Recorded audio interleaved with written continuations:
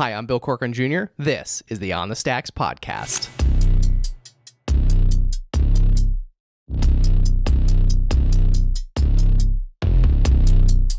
Oh yeah, whoa, look, they can never keep me down, I'm going, and if I ever fail, just know I'll go again. I never quit, cause I know that every loss may lead to another win. I'm going up. Today's guest is Brian DiMattia. He's an assistant instructor and sales rep at wilkes-barre MMA, and he's also the creator of popular Facebook food review page, DiMattia's Food Fight. In this episode, Brian shares his journey to sobriety and how he turned his life around after being addicted to various drugs. When Brian discovered a passion for MMA and fitness, it changed his life both personally and professionally. This episode would not be possible without the support of our sponsors, so please check them out in the show notes. I'm your host, Bill Corcoran Jr., and this is Brian DiMattia on the Stacks. My life was disgusting when I was eating Xanax and Adderall and Vicodins. My soul left my body. Like, I was doing things that I was not proud of. Couldn't believe I was doing it, but I was doing it for that drug. I was so depressed. I wanted to kill myself. I told myself, I'm never doing it again. What the hell is the matter with me? I spent the rest of that day piecing together the last 4 days I just did. How much damage did I do to my bank account? How much damage I do to other people? Here I am, 34 years old.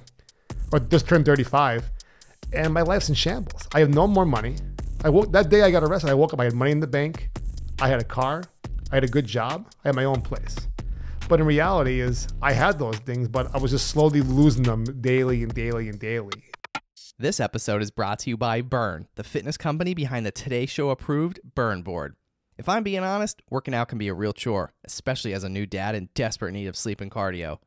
Burn is founded by NEPA native Jimmy T. Martin, and his Burn board offers a low-impact core and cardio experience unlike anything I've done before. They have hundreds of on-demand workouts that are great for beginners, seasoned athletes, and out-of-shape podcast hosts who love supporting small businesses. My wife and I use it pretty frequently throughout the week, and it's honestly a great way to burn a ton of calories without burning a ton of cash.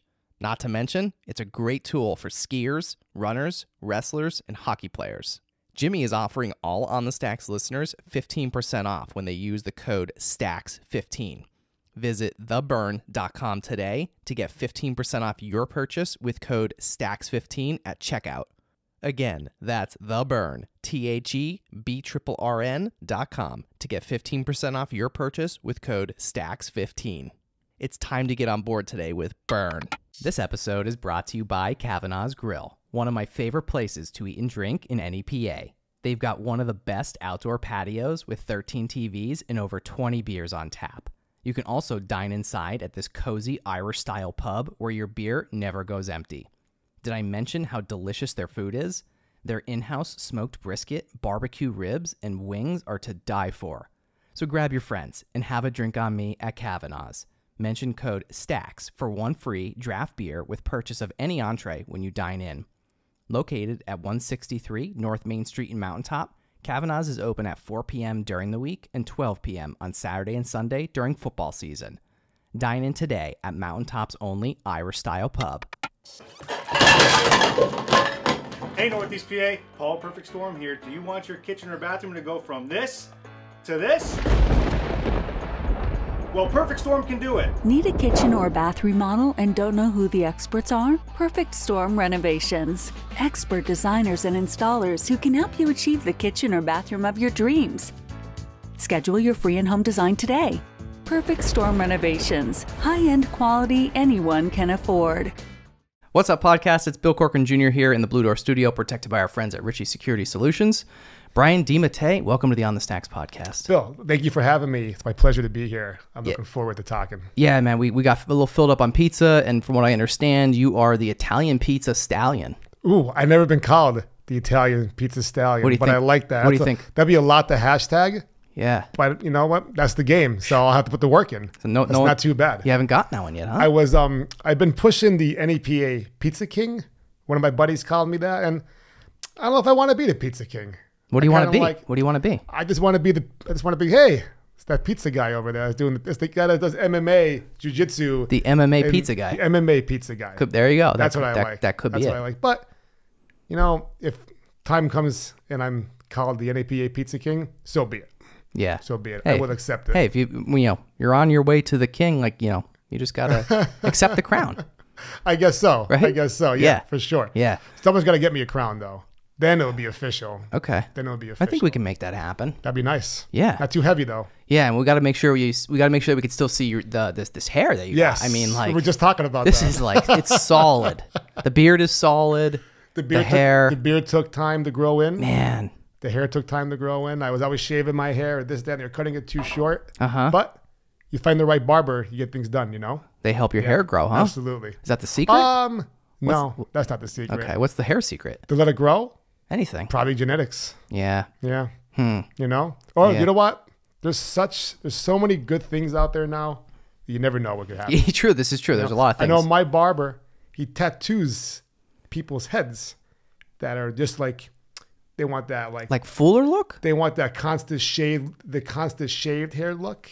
So like people that just, they can shave their head, but they have some parts are missing, and he tattoos in the rest. So it just kind of like fills it in, like the girls do that with their eyebrows now, right? Don't they get like a? Yes. Right? A lot of girls get their eyebrows. You don't even know. My fiance has it done. Okay, yeah. So then it looks like a perfectly shaped brow, but you have to stay that you got to stay the same color though. Right. Yeah. Ooh, Or you got to get the right makeup, I guess. I guess. To get the right colors. I'll have to find out for sure. About Yeah. We gotta get a fact checker on that. Fact checker. Anyone want to fact check that? Could get dangerous. Eyebrow tattoos. Could get dangerous. My fiance Shannon could definitely talk about that. Yeah. A lot of girls could. For Yeah, sure. yeah. But the guys get the hair thing. I didn't even know about that. I didn't know about it either until he was doing it, and he showed me all about it. I'm like, wow, that's pretty cool. Only one of us at the table needs that, and it's not you. Yes, it's not. Yeah. I'm sure we could find somewhere to put it on there, you know? Yeah. Yeah. Yeah, whatever. I'll just keep wearing the hat. Now my secret's like revealed. I came in here with a hat on, and up till a few months ago, I haven't been a hat person in over 20 years. And I don't know, I got a free hat at Jiu-Jitsu Con in Las Vegas a few years ago. It was one of the trucker hats, the real light hat. Yeah. And I just started wearing it backwards every once in a while. And I got real into it. I'm like, all right, I'm going to be a hat person now. Yeah, I got into it too. So I bought like 5 hats. I have 5 hats. I'm like, I only wear one. So I wasted my money buying other hats. Well, so did I, dude. I have about 50 OnTheStacks hats, and they're all the same, and I wear one. The jiu-jitsu hat I'm talking about looks exactly like your hat you're wearing. Okay. The trucker hat with the lining on the outside. Yeah, I'm a big fan of that. Yeah, the mesh, it's like good. It's like, breathable. It is breathable. It's good for the podcast. It is breathable. I can't wear my other hat backwards. It's too like the bigger hat where you don't bend the rim. Mm-hmm. You can't wear it backwards. Well, this one doesn't bend either, but like it works somehow. That looks like it's comfortable. It is. That looks like it's comfortable. I'll have to hook you up with one. I'm gonna have to get one. Yeah. I'm gonna have to get one. I think it'll look good on you. Yeah, I'll definitely wear it around. Yeah, definitely wear it around. We have to get it in a pizza review. We just did a pizza review earlier. We did. We're gonna have to speak. Yeah, speaking of that, I'm glad you brought it up because maybe this could be a good part where we could cut that pizza review right into this episode. Okay. Yeah. But also, it'll be on your social media, so people will be able will be on my social media. Check it out as well. It will be on DiMattia's food fight. Absolutely. Yeah. So, man, you eating a lot of pizza nowadays. People think I eat a lot of pizza. You do. How don't you? They're right. Okay. I eat a lot of pizza. I thought you were gonna say I don't. I was gonna say like, what are you talking about? But there's probably maybe 2 days out of the week where I eat pizza, guaranteed. And it's just one of my meals. Are those like set days? No, not really. Like pizza days. Pizza Mondays normally, and then somewhere on the weekend. Oh, so I got your Pizza Monday fill-in right now because this is a Monday. We did get our Pizza Monday fill, and it's my fiance Shannon. When we just started seeing each other, she brought me. I never had a sweet sauce pizza before. Until when? Until a year and about 8 months ago. Brian, do you live under a rock? I live in Old Forge. Come on. There's no sweet sauce pizza in Old Forge. Okay. So it's not that I'm against it. I never even heard about it. What? So when my fiance brought me down, when she was my girlfriend at the time, I lived in Old Forge. She lived in Kingston. She brought me down pizza from Angelo's. I never had a sweet sauce before. She goes, you got to try Angelo's sweet sauce pizza. I'm like, what is sweet? I go, what do you mean by sweet sauce? She goes, you have to taste it. I'm like, okay, bring it down for me. And it was our first Monday we're hanging out. She brought me Angelo's pizza, the sweet sauce pizza. And I remember I took a bite of it. That was it. I fell in love. You were hooked. The next week we had it again with extra sweet sauce on it. I don't do extra sweet sauce. There was so much cheese and so much sauce on it. It had to weigh had to weigh 4 pounds heavier than the regular pizza. And then when you take a bite out of it, there's so much on top of the crust. The crust is kind of thinner. There's so much sauce and cheese on there that the sauce was coming out from the cheese like a volcano. Oh my God. It was so good. How much did you weigh after that? I probably gained about a couple pounds after that one for the night. I would think so. Yes. Heavy. Definitely. It's heavy stuff. Definitely heavy. Yeah. Not as heavy as I was at one point in my life, though. Yeah. How heavy were you? So when I got sober, which we'll definitely go into more of that in a little while, all I did was eat food. Eat. That was So you've always been a foodie. I always been a foodie, but that's the kind of eating I was doing, like, $20 a Burger King drive-thru. Come home, eat that. Now this is going back 7 years. You get a lot of Burger King for $20. Now you get what? A number one? You get a French fry. You get a French fry. You get a number one. You get the Whopper. Cheese? I don't think so for $20, sir. You know what I mean? So I would eat that, and then a few hours later, I'd make a box of pasta. But I was just getting sober. I spent years. So wait, this was after you got sober. This is when I was getting. This was like the 6-month window. First 6 months of me being sober. I kind of got off track a little bit with the story. I kind of jumped the gun a little bit, but I was just eat everything in sight. So my biggest thing was I used to like taking painkillers or anxiety meds, whatever it was for the day. But I wouldn't take them if I just ate. And there's no point in me taking these pills now. I just ate. I need to wait at least 2-3 hours so I get the full effect. When I was getting sober, and I was just hanging on when I was getting sober at first, it was so hard. I turned to food because in my mind, if I eat food, I won't think or want. Even if I ate the food now and somebody gave me a Xanax or something like that, there's no point in taking that for at least 3 hours because I'm going to waste it. Because it won't. I want to get high. I want to get high off it. I don't care about the anxiety it's stopping, which is a fucking scam to begin with. I don't want. I want the Xanax when I'm empty stomach. So I would eat, and that was my comfort zone. But I literally traded in, man-made drugs for, I don't know where I'm going with that, but like these drugs that were made by man. Now I'm eating this food that's made by a man. Like I'm eating everything now. It's my new drug. And I'm getting unhealthier every single bite. And I ballooned up to 260 pounds within a year. And I remember I lost my drug. What'd you weigh before that? I weighed probably 185 going into rehab. Maybe 185 if I'm lucky. But I was always about 200 pounds walking around in shape. But I let my life, go in the dumpster for a long time. Not sure if you want to start off with that somewhere, but, So, when I was in high school, normal stuff in high school, I started smoking pot. Now I wouldn't say now that it's normal because it was a bad thing when I started smoking pot because it ruined plans that I had for high school. Ultimately, even go back 1 year before I started smoking pot was I failed my freshman year of high school because I missed too much school. Got suspended a lot. I wasn't a troublemaker outside of school, but I didn't like being in school. So I remember the first time I got suspended and you got a 3-day vacation. I was like, this is cool. This is the 90s too. Like you don't get thrown in jail if you tell a teacher to go fuck themselves now. They throw you in jail for that kind of shit now. You know what I mean? Not really, but you know what I mean. Yeah, you get in a lot more trouble. Yeah. So I told the teacher, I called her a bitch or something like that. It wasn't very nice, but I was a kid. You're immature. And I got suspended and they sent me home for 3 days. I'm like, this is great. So I would continuously do that at least once or twice a month. But I ended up failing my freshman year because I missed so much school. I didn't pass any classes. So I had to repeat my freshman year. Now, I was a good football player. My freshman year, I was a good football player, And now here I go. I'm getting ready to go into high school. Well, I just failed my freshman year. PIAA is like, well, you're not playing football your senior year. We have 4 years of high school football to play. You already played 1. They count freshman year as a varsity year. So here I am going into my next freshman year. I wasn't going to play football. I took the first week off of doubles off. I didn't do conditioning all summer long. And I just didn't want to play. And I ended up playing. And the following year, now I'm a sophomore the following year, but I spent the whole summer getting stoned. smoking pot. I smoked pot with my buddy. My last game of my freshman year, I smoked pot with my new friend from my class. Because all the kids I grew up with, they're now in 10th grade. So I got to meet new people, hang out with new people. It wasn't the worst thing. I have great friends out of it, you know. But I started smoking pot right then and there, and I spent the whole summer smoking it. Comes football time, we have new coaching staff and all this stuff, and I go to practice, I'm throwing up everywhere. I was so out of shape. The last thing I wanted to do was play football. So I quit.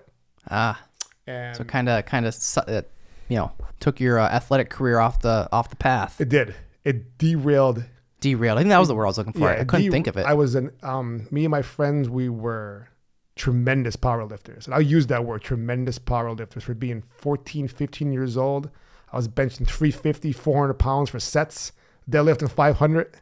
You know what I mean? Wild. It was insane. And we were 14, 15 years old. That's crazy. We didn't lift all year around. I don't know if conditioning was different in the 90s. Like, if you're playing football for high school, you only have to lift for 2 months. There's 10 more months of the year. So we didn't lift all year round, but still, we were just putting up this kind of crazy weight. So I stopped doing that. I stopped playing football. All I did was smoke pot. Go to the football games on Friday nights, of course, but I didn't want that life anymore. Me failing my freshman year and taking me away from my friends is not an excuse. It played a huge role into that. Like I'm a freshman, I'm a 14-year-old kid whose life just got turned upside down from my own mistakes, of course. But I just didn't want to take responsibility for it. I don't want to. It was too hard for me at the time. I didn't want to do it no more. And I just got lazy, and I just hung out with a new circle of people, started doing that, whatever. So that was my rest of high school was just me smoking pot, drinking, hanging out. And then when people got older, they were doing the same thing, and our whole circle of group, we were doing the same thing. Then I graduated, and then life was normal for, probably 10, 14 years. Like, don't get me wrong, still partied, still tried all kind of recreational drugs, but I never built up a habit where I needed it. Then when I was in my early 20s, I decided to go to college. And so was college not in the plan when you were like? I barely graduated. I barely graduated high school. Okay. College wasn't even going to be wasn't even considered. A thought. Okay. It was amazing I graduated high school in the first place. They told me I had to come back. I had to go to summer school to take 2 classes to graduate. I'm like, no. I'll just come back next year with all my buddies that are going to be seniors. Yeah. And the principal was like, oh, no. I'm like, well, you really can't stop. They didn't want you back. Yeah, but I'm like, you really can't stop me. I'm going to come back. You're 18. I'm like, yeah, but you really, doesn't matter. You can't stop me from coming to school to graduate. I'll come back next year. You think I'm going to spend the summer taking math? I'll take it next year. Whatever, I'll take it next year. Yeah. And I remember the next day, the guidance counselor came up to me and said, Brian, you'll be at graduation practice tomorrow. I'm like, well, what about math and science? Or you'll be at graduation practice tomorrow. I'm like, good. So they literally just told me, get the fuck out. So all of a sudden you passed. All of a sudden I passed. The grades. The 90s. The grades got changed. The 90s, exactly. 90s. Exactly. So the grades got changed. Graduated high school. College was not even an issue. Now, my parents got divorced as I graduated high school. My father, and I'm not going to get too much into it. My father was sick. He had depression for a long time. Him and my mother grew apart, and that was it. My mother divorced them. After I graduated high school, my father stayed at the house with my brother. I moved in with my mother at our old family home up in Old Forge. And that's how it was for a while. And I don't necessarily blame my father being sick because he was in my life for a very long time as a kid. But as an adult, as a young adult, 15, 16, I don't know if that's adult, you know what I mean? Close enough. 15, 16, yeah. I had my father. You're a young man. I am a young man. I had my father for all those years. We did everything together. But I was growing up and hanging out with my friends more. He wasn't liking that, but he was sick before that. So I don't know how his attitude would have been if he wasn't sick like that, because it took a lot out of his life off of him. He's still alive, but it took a lot of his life out of him. And it was very sad to see that built around. And I didn't understand what was going on. I blamed myself. He's like, why can't I hang out with you guys? Like, I don't think my father would have said that if he wasn't sick. Like, if he didn't feel like he was being left out, he was normal. He would like to see his kids grow up and, progress to doing that. But I don't blame anything in my life for the situation. I feel like I handled that situation pretty well for being a kid. I don't feel any long terms, but I also don't know what my life would be like if my parents stayed together. Yeah, you never would know. I don't know what would have happened, but so I moved in with my mother, and 18. Now I'm just work. I always worked. I always had a job, paper route, whatever. I always had a job, so I always had money in my pocket. I spent years just working, growing up, being 18, 19. What a horrible age. 18, 19, 20 years. Like, you just graduated high school. You still have your same circle of friends, but I think about it now as 20 years ago. I just feel like I was lost. I barely had any confidence. I don't think I was in shape. Maybe I was in shape. I don't remember. I was a heavy kid. I was never really in shape like I am now. I didn't think about it then, All I wanted to do was smoke pot and party. And those were fun years. But then as I got older, I decided I want to go to college. I went to Lackawanna College. I graduated with an associate's degree. And then I went to Penn State and got my bachelor's degree in business and marketing. I'm learning digital marketing now. Digital marketing wasn't even a thing back then. And Facebook was barely even...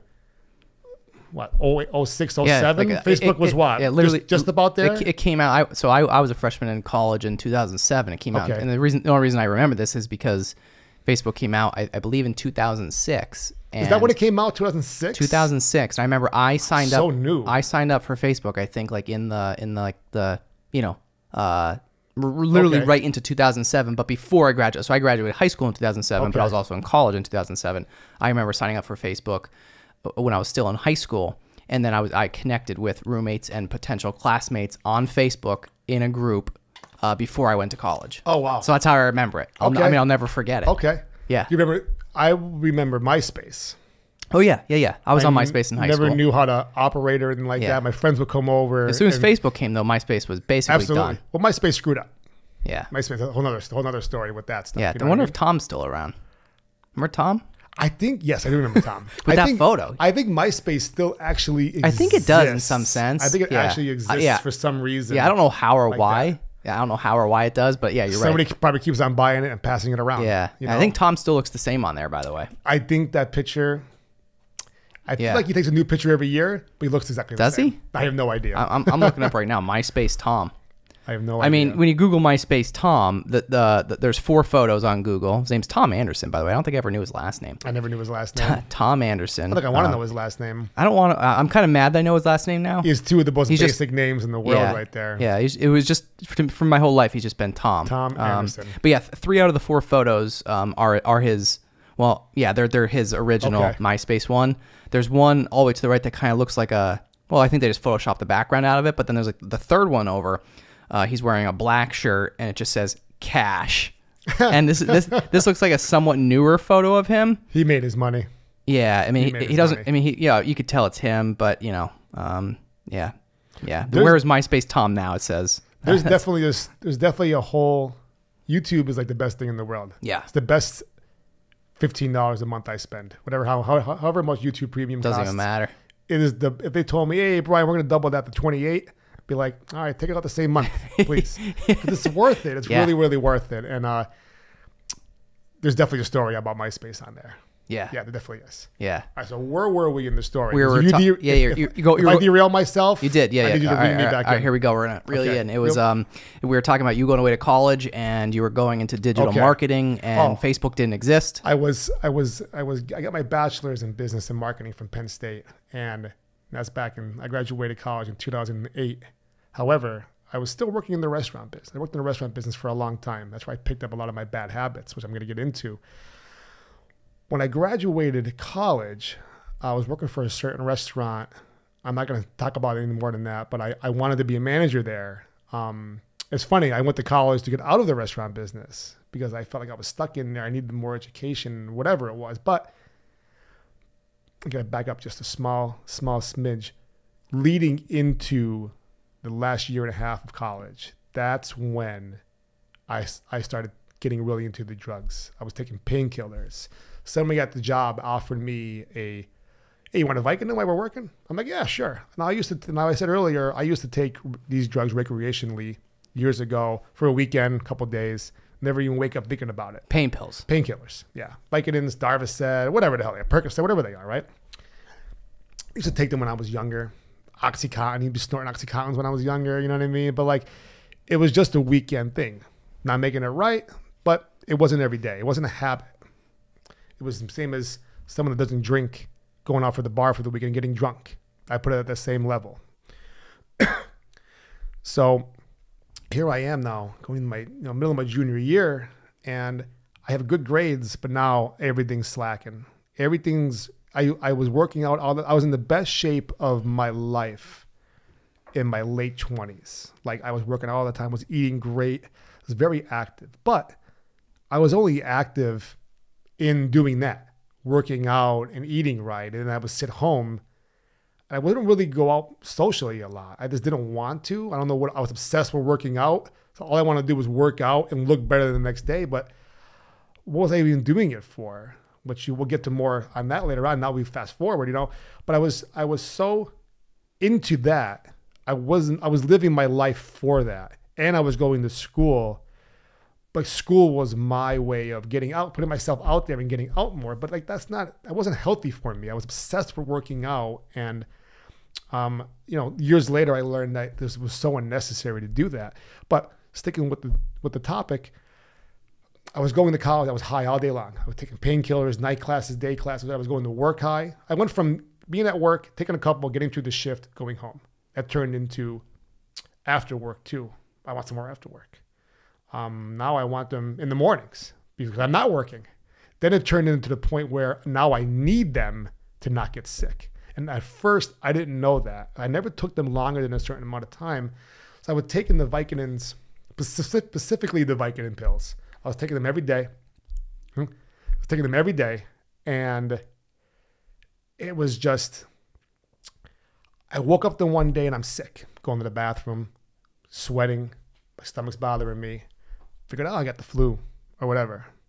No, I call my friend and I go, he goes, you've been eating those Vicodins all day long, all week long. I'm like, he goes, you're sick from those. I go, what do you mean I'm sick from those? You're literally dope sick. I go, I'm not taking dope. He goes, you kind of are. I'm like, I had to look it up.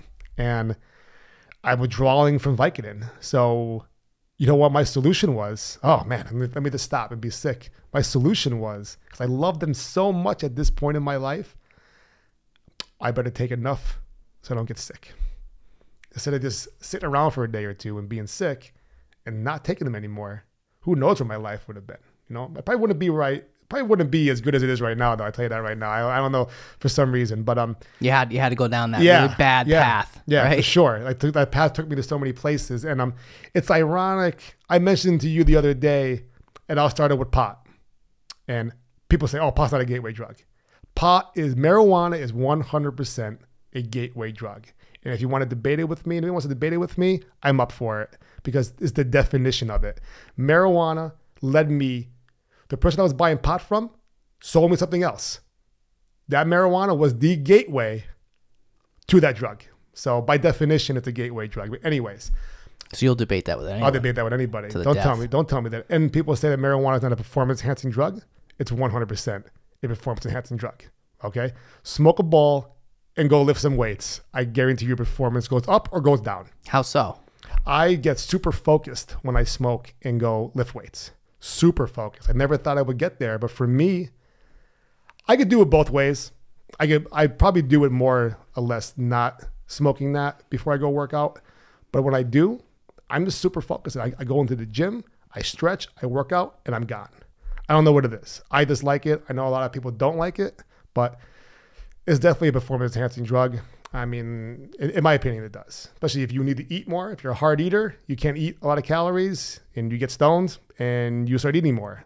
Performance enhancing drug. But that's fine. We don't have to talk about that anymore.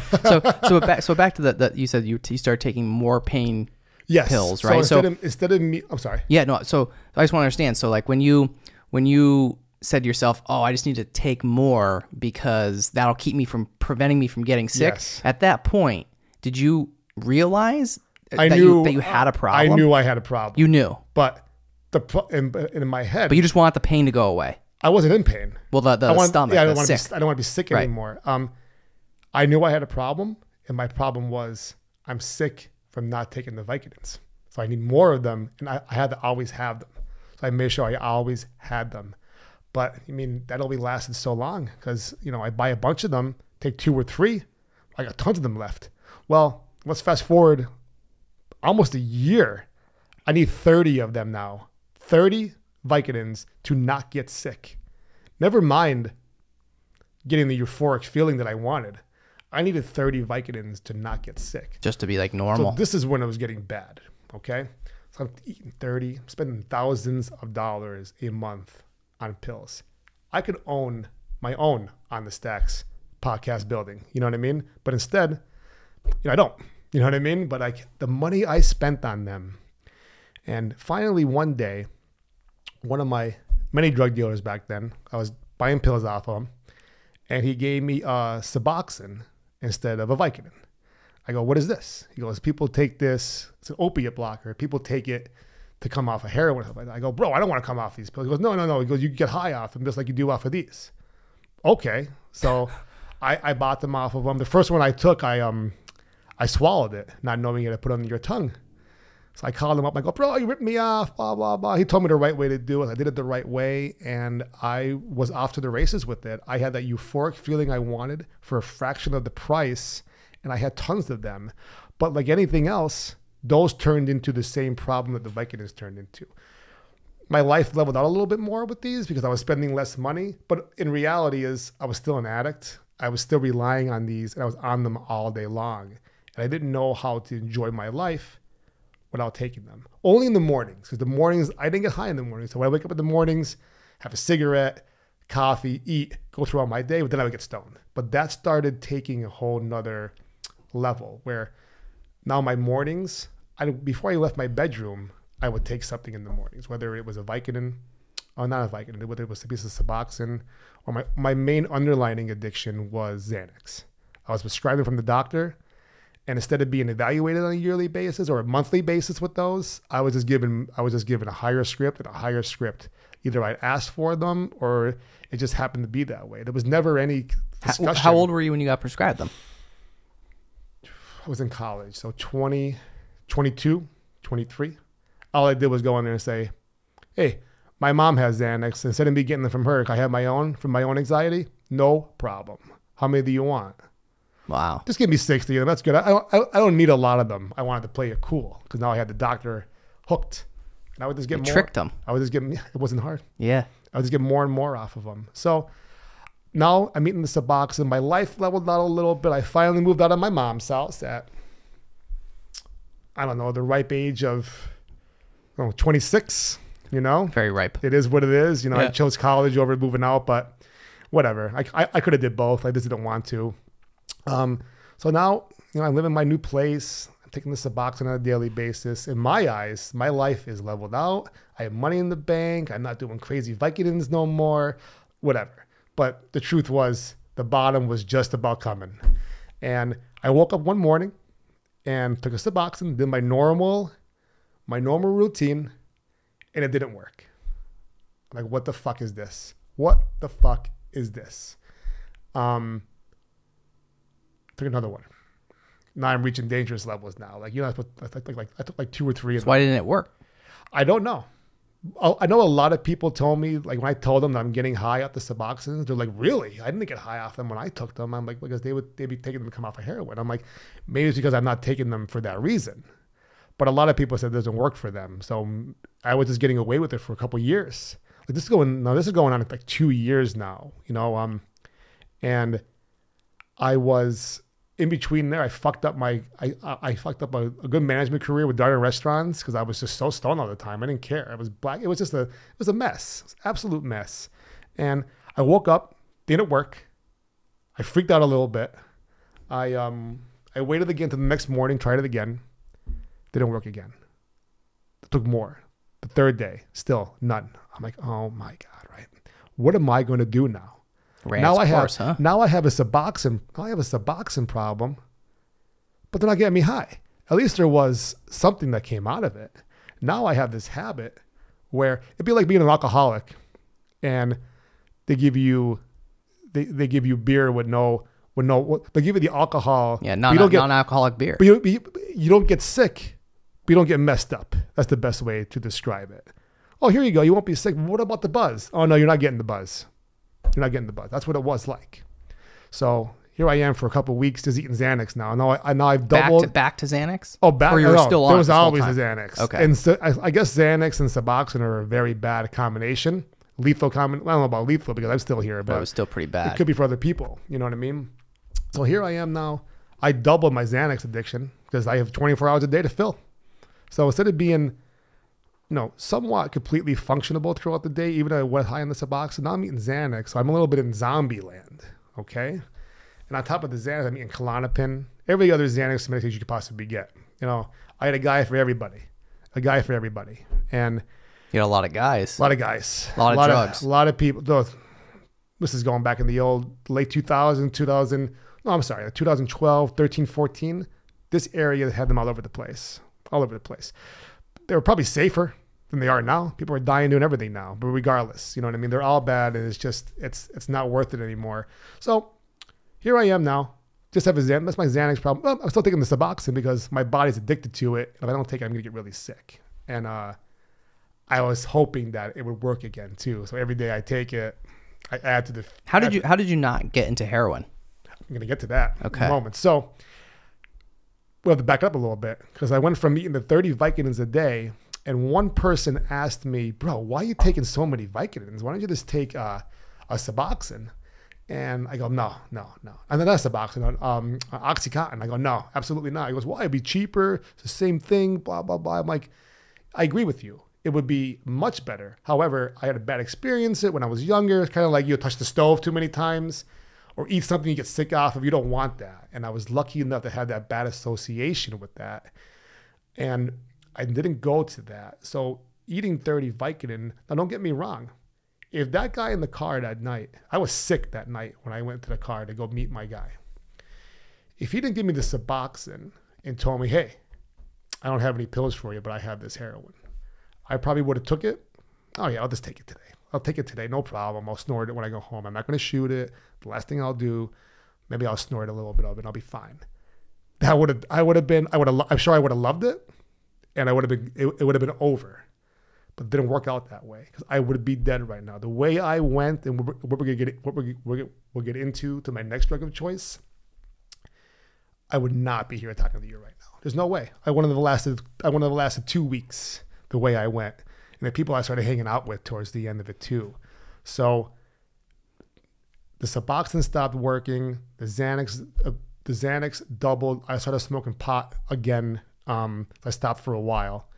But then somebody offered me, at work again, an Adderall. I was like, whew, it's been a long time since I've taken that. Now, growing up, I did coke and I did other things, speed and stuff like that. And I'm like, oh, Adderall's good. I used to take the Adderall back in the day when I was a kid too. But again, just for a day, just for a night. Next day, like, oh, God, no more of that till next week, So they gave me the Adderall. I'm older now, I'm 28. They gave me the Adderall. And man, I felt like $1 million on top of $1 million. I was waiting on tables, going 100 million miles an hour, making excellent money. I'm just like, oh, this is my new thing now. This is my new thing, and I want it. I want more. Your new performance-enhancing drug. My new performance-enhancing drug, but I wasn't doing anything performing. I was a bum. All right. I did have a really, really good eBay business at this time. So the Adderall got me out of the house, going to the flea markets more. I was very active when I was on these. But, after the honeymoon phase of it, a month or two on them, now I don't think they're physically addictive because I would go weeks without them and never be sick. But mentally, I had no motivation to do anything. And when I would How much were you taking? I'd be awake. My goal was to be awake for at least 3 days doing it. 3 days straight. If I didn't have enough for 3 days, I didn't feel right about it. And then I would spend those days finding more for the next time. You were awake for 3 days. 4 days. 3 to 4 days. What the heck did you do? So I saw a lot of shadow people. You ever see a shadow person before? Where you were so tired that you think you saw somebody in the corner over there? I've never been up for more than a day. I see shadow people, and I would do things on eBay. I would drive around. I would hang out with people. It was a fucking disaster. It was a fucking disaster.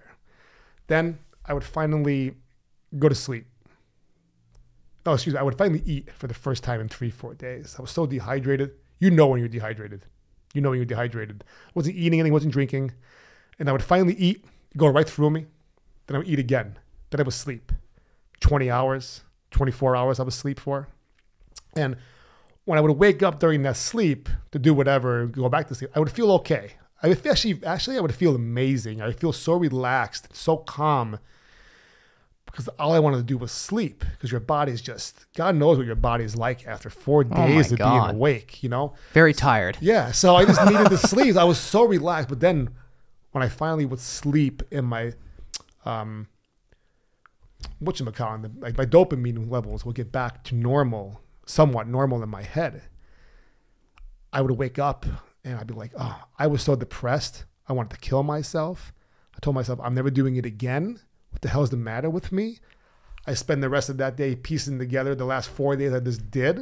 How much damage did I do to my bank account? How much damage I do to other people? You know what I mean? Luckily, it was never damage to other people, but it could have very easily been. I was driving around like a jackass being on that. There were times where I'd wake up on the floor of my apartment and my car would be running outside. The door would be open, or maybe it would be closed. My front door would be open and I'd be passed out on the carpet in my living room. Out of control. Out of control. Brian was out of control. Out of control. People would wake up and be like, oh man, what the hell did you do last night? What the hell is the matter with you? You know what I mean? And I wake up, first thing I do is check my pocket and make sure my Adderall is still in there. And when I realized that it was, I'm like, I would take more of it. Then I would go outside and see what's going on with my car. Oh my God. It wasn't a concern to me. My concern to me was waking off the floor, making sure that you can get right back to it. I had all my limbs, I had my phone, and my car was still there, and my wallet. And maybe one of those things needed to be taken away from me, and maybe I would have stopped sooner, but that's not how it worked. At least not yet. Not yet. So that was just like, I'm just touching on the insanity of it. That's the point. Stuff like that, I just told you, that would happen that would happen every day. I would go 3-4 days getting the Adderall, spend 1 day recovering. The next day, I don't know. Then I go back to work for 3 days. And then I would start the cycle over again. Unless it was the last week of the month, because then there was no Adderall anywhere. It was the Adderall desert for a week. So in that week, the Adderall desert. In that week, dried up. Then that week, my life would get a little back on track. I started feeling good. You're like, oh, okay, I could do without this. I wasn't physically, it wasn't like the Vicodins where I was physically addicted to it. I needed it to function and feel better. My head finally cleared up. I told myself, okay, I'm done. I'm not taking this no more. I started going back. I would go to the gym again every couple of times. You know what I mean? But man, oh man, I would then be, the first of the month would come, and I would text the people that I was getting it off of, like, man, please don't call me on the first. I don't want it anymore. I don't want it anymore. I don't want it anymore. I was probably one of the best customers. They don't want to lose me. You know what I mean? They would come to my house first of the month, knock on the door. I couldn't get those motherfuckers to come to my house, deliver my shit in the middle of the month because they knew I was desperate. But here they are now. This is the game. They come because they're desperate now. I couldn't say no. The problem was, Bill, I didn't know how to say no. I didn't know how to live my life normal. I was bored. But everything I would do high on the pills, I could do that sober, but it wasn't fun. It wasn't fun surfing eBay for 8.5 hours when you're on an Adderall high. I don't know if you've ever experienced that kind of medication before, but ultra focused. Like there's some times where I caught myself staring at something for hours because I was so tired and it was disgusting. I can't even talk about it more. It was out of control. The best way to describe my Adderall addiction for about 1.5 years, it was like my soul left my body. Like I was doing things that I was not proud of. Couldn't believe I was doing it, but I was doing it for that drug and I wanted more of it. I was hanging out with these people that I don't want to hang out with, but I needed to hang out with them to get the stuff. And then you become friends, but you're not really friends because they will stab you in the back any chance they get. But you learn to play the game and you learn to accept it. And that's how my life was for 1.5 years. That's wild, dude. Yeah. That's so wild. It really was. So years of living that way, I graduated college, but, I didn't do anything with it. You know what I mean? I quit my job where I was working, I got out of the restaurant business, and I went to another restaurant. You know, I fucked up that job. I was in a great management program with the Adderall. I was going to work after being up for days. I was screwing up. I was making mistakes. And that was towards the end of it. I quit that job. I got a job at the casino. And I worked there for 9 months before I got arrested. Before I was finally, by the grace of God, put down. Because if I wasn't put down, I was going to put somebody else down along the way. I was going to end up killing myself. Those 9 months of the casino was insane because I would go there being awake for 3 days sometimes. And I would deal cards.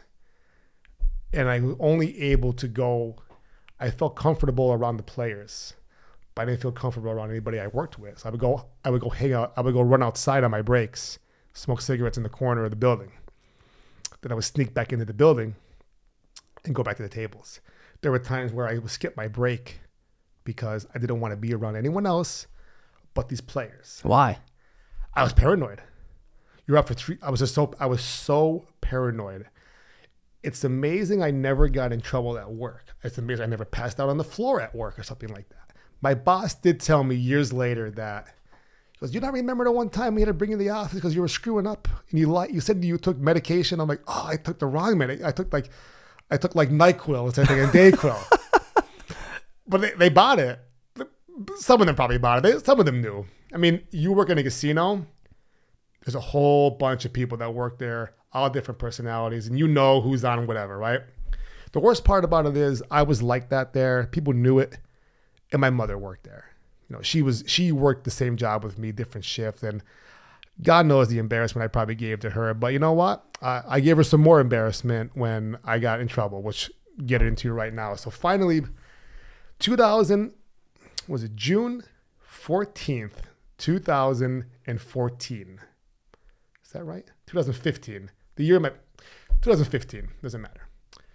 2014 it was. 2014. So I doesn't matter. I was about 6 months off of a DUI. My first time ever getting in trouble. I got a DUI January 2nd, 2015. There we go. So I was up for a few days. At this time, I was just doing any speed you could do besides meth or crack. If it was cocaine, I'll snort it. Adderall, give it to me. But there was this new pill out called a Concerta. I don't know if people ever heard of Ritalin before. So Ritalin's kind of the same idea of Adderall, but it's super high powered. And there's a time coding on it. My friend goes, oh, we can't snort it because it's a time code. I go, we could get into that. So we cut the pill in half. The way around it. We cut the pill in half, and we would take the pill out from the inside of it. This stuff was so insane that I couldn't put together a sentence. I would do it, and me and my friends be sitting there talking. You couldn't put a sentence together because you couldn't control how fast you were talking. It was absolutely... It was. I'm getting my stomach's getting a little bit sour just thinking about. So like, what the hell did you do? Like, if you couldn't even speak a sentence because you would come down to where like it was enjoyable. Okay.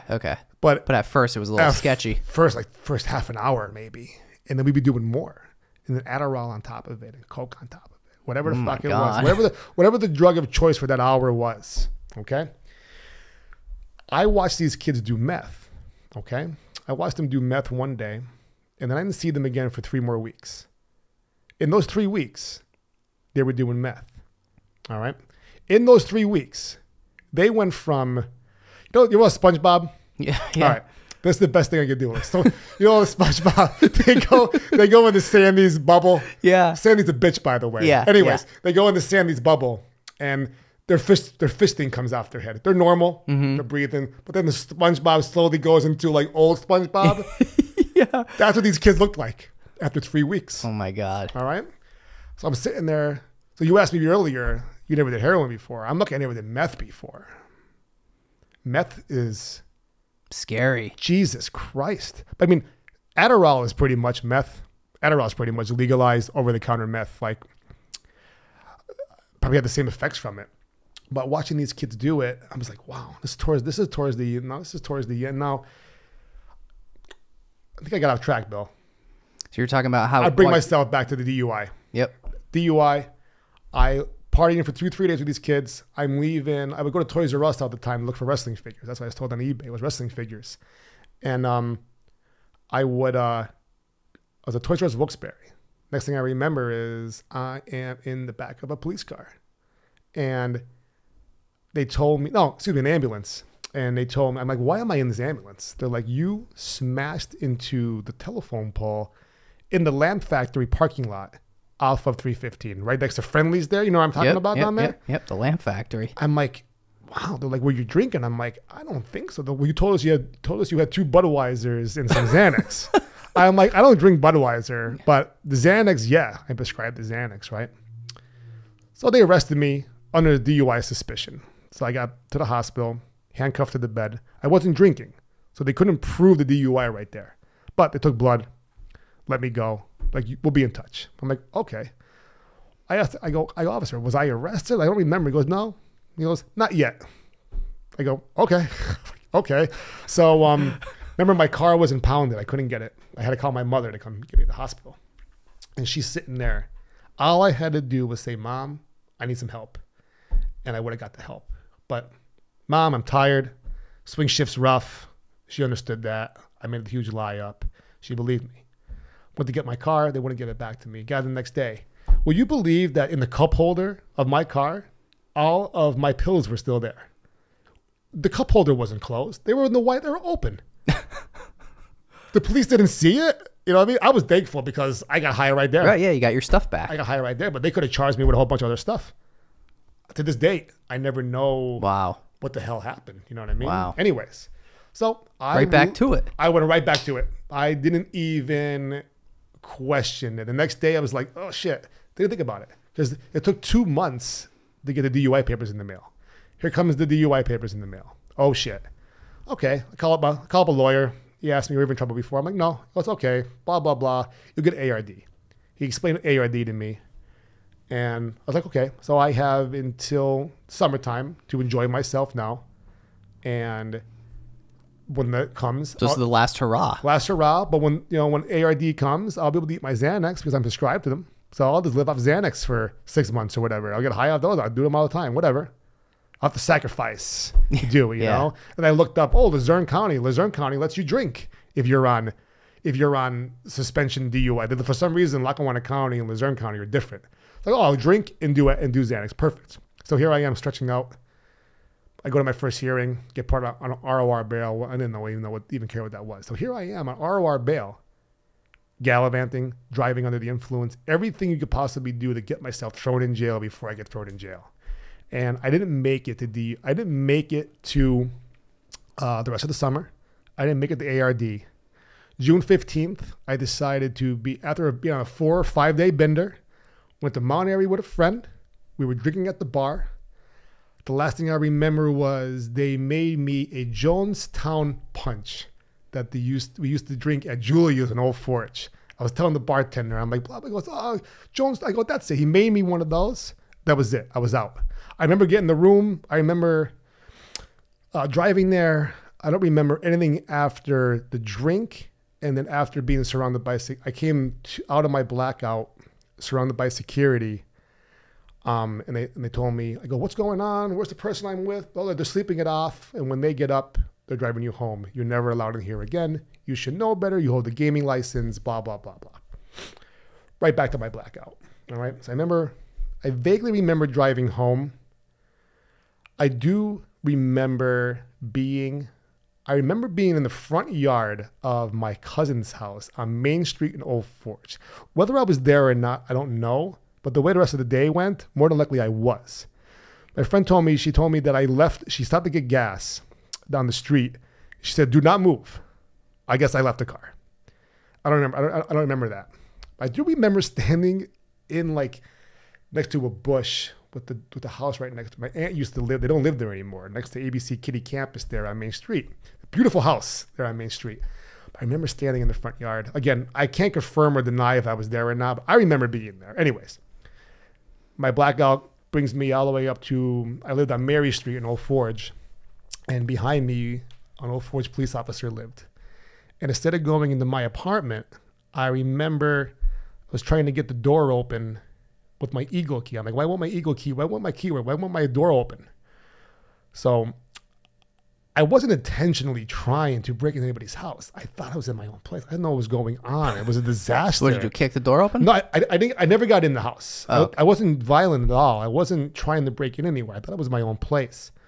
But before that, my other neighbor was watching me. Now, I told you once before, this is my own neighborhood. I grew up in this neighborhood. I lived in this neighborhood my whole life. I just happened to grow up on George Street, up around the corner. I was renting out my best friend, whose mother lived in the other corner, who was actually my landlord. Known her my whole life.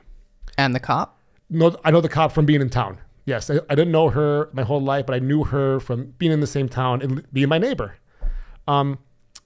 I guess, well, let me just run it through and then I'll back up to when they told me what I was doing. And I remember I'm walking down the street. I remember yelling at the dog in the house. And I remember talking to two kids that were in the driveway, this car next to it. Well, it turns out the kids were not there. I was hallucinating the kids being there. Wow. I remember the kids like it was yesterday. Okay? But they weren't there. I was hallucinating that. That's how messed up I was. I was drunk and up for 4 days. No food in my stomach, dehydrated. I was an absolute disaster. It's amazing I was walking around. And I remember that. I remember yelling at the dogs. Then I remember walking up the street. That's it. Then afterwards, I'm in the back of the police car. I'm like, what the fuck? How am I back of this police car? Well, it turns out that the officer that lives behind me, they arrested me for walking into her shed and taking stuff out of it. So it was my first felony criminal trespass. Walking the car that was in the driveway, I got into and I sat in the car. The other neighbors saw me doing it. I just wanted to see the kids up close, but they weren't really there. So that's another felony criminal trespassing. Public disturbance, public drunkenness. The lead charge at the time was burglary. I stole a Yankee garbage can and bath mats. Are you a Yankees fan? I'm the last thing from a Yankees fan. Okay, so you were taking the Yankees trash can and put it in the trash. Yes. I don't like I hate that the Yankees came up to where the Red Barons were playing. However, the stadium is beautiful and the food's quite amazing. The Jackets are probably going to make an appearance up there this summer. But so they're telling me that, and like I got arrested. That was the lead charge, was me stealing a Yankee can. But it got worse than that because they arrested me at gunpoint. Because I'm walking down the street with the Yankee garbage can and the bath mats, and I wouldn't put it down. And they kept on telling me, oh, Brian, I know who I was. I wasn't a stranger, but you got to treat me like a criminal. That's what I was at the moment in time, you know? I guess they arrested me at gunpoint, put me in the back of the police car. They drove up to the rectory where my friend's mother worked to see if she wanted to press charges, but I guess she wasn't there. So they had to continue with those charges, which made it look worse than it really, well, maybe, I guess it was worse than it really was. I mean, I wasn't hurting anybody. I'm not justifying what I was doing, but I didn't know what was going on. And it could have been a lot worse. I was lucky that it wasn't a lot worse. You're lucky you didn't get shot. I'm lucky I didn't get shot. I didn't kill anybody if I was driving. I'm lucky I didn't kill anybody this whole time, okay? So now I'm in the back of the police car. She's not there. We go to the police station. Now I'm finally starting to understand somewhat what's going on. I know I was in the police station asking to call my mother. Right? I'm in trouble. I call my mom, you know? And like, your mother's on the way. I'm like, okay. The police department, the police chief, the Burness, comes over and goes, Brian, I went to high school with them. He goes, what's the matter with you, man? Are you all right? I'm like, no. I go, no. Jason, Kim, I go, I need help. I go, I'm done. This is it. I cannot do this anymore. My life's a fucking mess. I don't even know why I'm here. And they had to tell me again why I was there. I'm like, I don't even know what to say to that. I'm like, I just need help.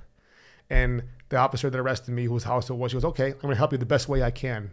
And she pressed full charges on me, okay? It might sound shitty at first. Oh, neighborhood kid, he didn't really do anything. But I asked for help, and this is her way of helping me. So, you know, my mother came down. I'm crying. She's crying. We're yelling at each other, whatever, right? So I go to the courthouse, go through the spiel down the basement, get pushed around, handcuffed everywhere, blah, blah, blah, blah, blah, right? Judge tells me $5,000 straight. I had no idea what was going on. Bail was whatever. They bring me the county, and just walking into the jail, I'm like, this is surreal. I can't believe that my life has gotten here. I need to get out of here now to go to work. I work tomorrow. I can't get fired from my job. I have responsibilities to take care of. I can't be getting arrested for what I got arrested for. It was just so insane. Yeah. It was just so insane. And went through the process. You go in there, you go through everything's true. Everything that you believe, it was just awful in there. And I remember making my phone call my mom. She goes, I'll bail you out, but you're going to rehab. I'm like, oh, please, I'll go right now. I should have asked you in January to go. Mom, I promise you, I'm done embarrassing the family. I'm done embarrassing you. I just need some fucking help.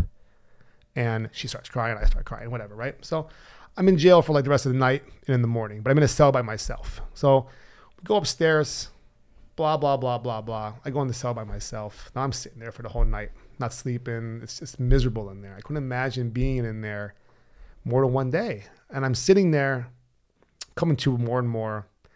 I realized, I'm like, how did I let myself get to where I am right now? I started thinking about it. Like, it didn't take me longer than a second to think about it. Like, oh, that's right.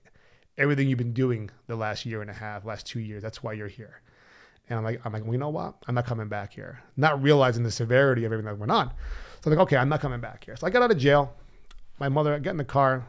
I go, Mom, take me home. She goes, you can't go back to your apartment. Rocco doesn't want you back there. Marilyn doesn't want you back there. You know what I mean? Like, you have to come stay with me as your bail conditions. You can't go back to the neighborhood. So here I am, 30, 34, whatever, how old I was, 34. And I wasn't allowed to go back to my apartment that was in my old neighborhood where I knew 80% of the people that lived there.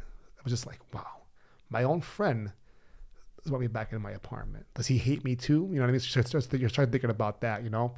I get home that night, go back at my mother's place, eat, and go to sleep. Take a shower, go to sleep. Wake up the next day, we go see the lawyer, and he starts breaking down everything for me. He's like, Brian, you realize you go to jail for 10 years for this? I'm like, for 10 years? He goes, it seems worse than it is, but you have burglary, this, that, and the other, you know? But here's the plan. He goes, we're going to get you in rehab ASAP, and then I'm going to get you on treatment court. For people that don't know what treatment court is, a lot of counties have, a lot of states have it. It's a rehabilitation program that keeps you out of jail. You pretty much plead guilty to your charges. You admit everything that happened. You plead into treatment court, which all your charges are read off. You agree to it because now, once you give up your rights to those, the judge, in my case, Judge Barres, he was in charge of me now. I put my faith into his hands, literally, because if I screw up, bad enough, he could be like, okay, 10 years in state. No court date, no lawyer, no hearing. You just go. You get cuffed. I've seen countless people. I'll get into that. But yeah, you just go. So I'm like, okay, I'm ready to do it. Keep me out of jail. Help me get sober. Let's do it. I was at Clearbrook for a month. Fantastic people up there. My counselor, Kevin, was just unbelievable. And I just want to say one thing that he said, I'm going to move on. I remember when I was leaving rehab, I told him, I'm really ashamed to go home. He looks at me and he goes, are you ashamed or are you embarrassed? And what's the difference? He goes, well, there's a big difference. Ashamed means that you did something bad or on purpose to somebody. I'm like, okay. He says he might have said something different about that. But he was embarrassed. It's just like, you stepped on a banana peel. You fucked up. You know what I mean? Like, your family still loves you. Which one is it? I'm like, oh, maybe I'm embarrassed. I got arrested for walking down with people with Yankee garbage cans. It's not even a fun story. It's a funny story, but it's not a fun story. He starts laughing. He goes, you're going to be all right. I go, I'm really worried about going home, you know? It was tough going. I didn't want to go home. I was terrified to go home. So I remember finally I went home. I went home on July 4th. So in my eyes, it was like, okay, America's Independence Day. It's my Independence Day. It's my first time home being sober for a month for the first time in a very long time. And when I detoxed, now the only thing I detoxed off of in rehab, at this time I was still eating very small amounts of Suboxone because it would just not leave my system, or I just didn't give it a chance to. But I was never getting high off it again. I was just eating it to not get sick. Well, they detoxed me off of that, whatever happened there. But I was detoxing off of 3 milligrams of Xanax that I was eating for the last 10 years. And they were giving me so much detox medication there that I slept everywhere in the daytime. But when nighttime would come, I was a mess. My arms were all over the place. I couldn't sleep. I was sick. I was chills. It was like that for 2 weeks. 2 weeks every night for 2 weeks. But, I was eating every day. I was getting the help I needed. I was learning how to be sober. And rehab was nothing but a popularity contest. Like, you ever see that movie with Sandra Bullock? Is it 28 Days? I don't know if I ever saw Anyone it. that ever saw 28 Days, that's exactly how rehab is. I got to watch this now. People are 1 day sober, they're a mess, and you're being bossed around by people that are 28 days sober.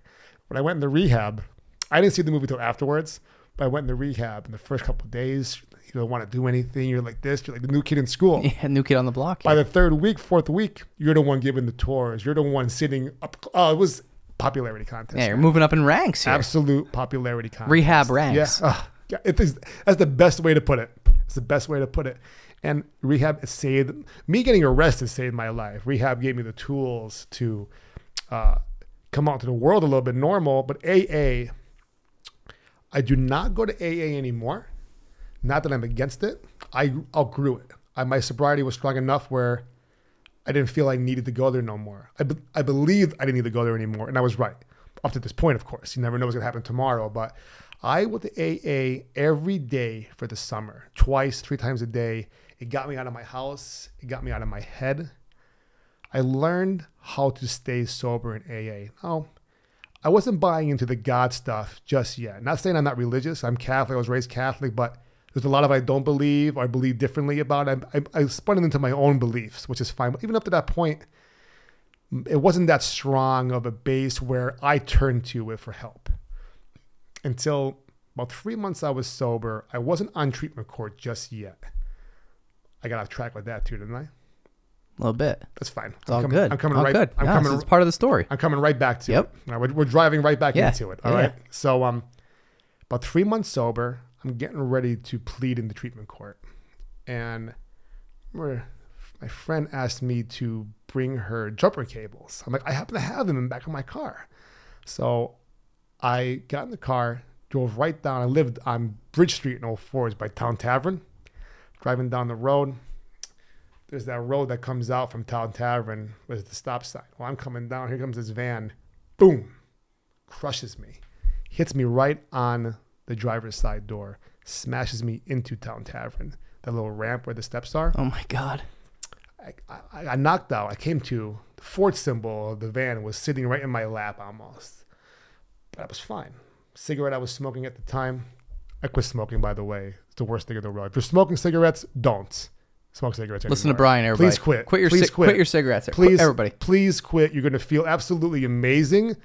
If you quit smoking cigarettes, you're going to feel like shit at first, but I guarantee your life's going to change. Anyways, that's my public service announcement for the day. All right. So you're smoking your cigarette. Cigarettes burning on the ground. Something spilled on my lap. Blood on my arm from the window, smashing into my arm. I crawl out of the passenger side. I sit in the back. My arm's bleeding. By this time, there's a whole crowd. Remember looking up at the guy who hit me, laughing. I remember saying, "The fuck are you laughing at?" I remember trying getting up, and I couldn't move. And the cop's like, "Relax, relax, relax," right? So the police officer's talking to me. What happened? What happened? I'm like, he definitely ran that stop sign. He definitely ran the stop sign. I know he did. He didn't stop. He definitely ran the stop sign. Long story short, he ran the stop sign. It was on camera. It's on the phone. Whatever. But I go to the hospital. What was he laughing about? Maybe he wasn't. Maybe because he was bullshitting with something. He was laughing that it happened. He was probably just laughing that it happened. Look, I didn't stab him in the face. You know what I mean? Yeah. It's like I couldn't move. But anyways, I go in the ambulance, go to the hospital. I'm laying in the hospital bed, getting ready to get examined. And I'm just laying there, 3 months sober, feeling like shit. Feeling like shit physically and mentally, like a piece of shit. Like my life, here I am, 34 years old, or just turned 35, and my life's in shambles. I have no more money. That day I got arrested, I woke up, I had money in the bank, I had a car, I had a good job, I had my own place. But in reality is I had those things, but I was just slowly losing them daily and daily and daily. And OnTheStacks will be back in a flash after a word from our sponsor.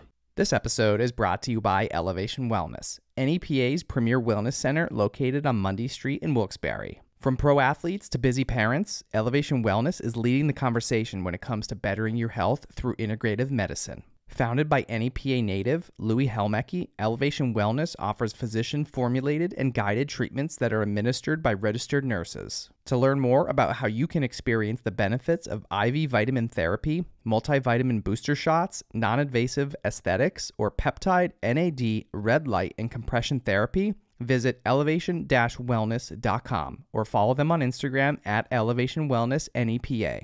All OnTheStacks listeners will receive 10% off their first purchase with code STACKS at checkout.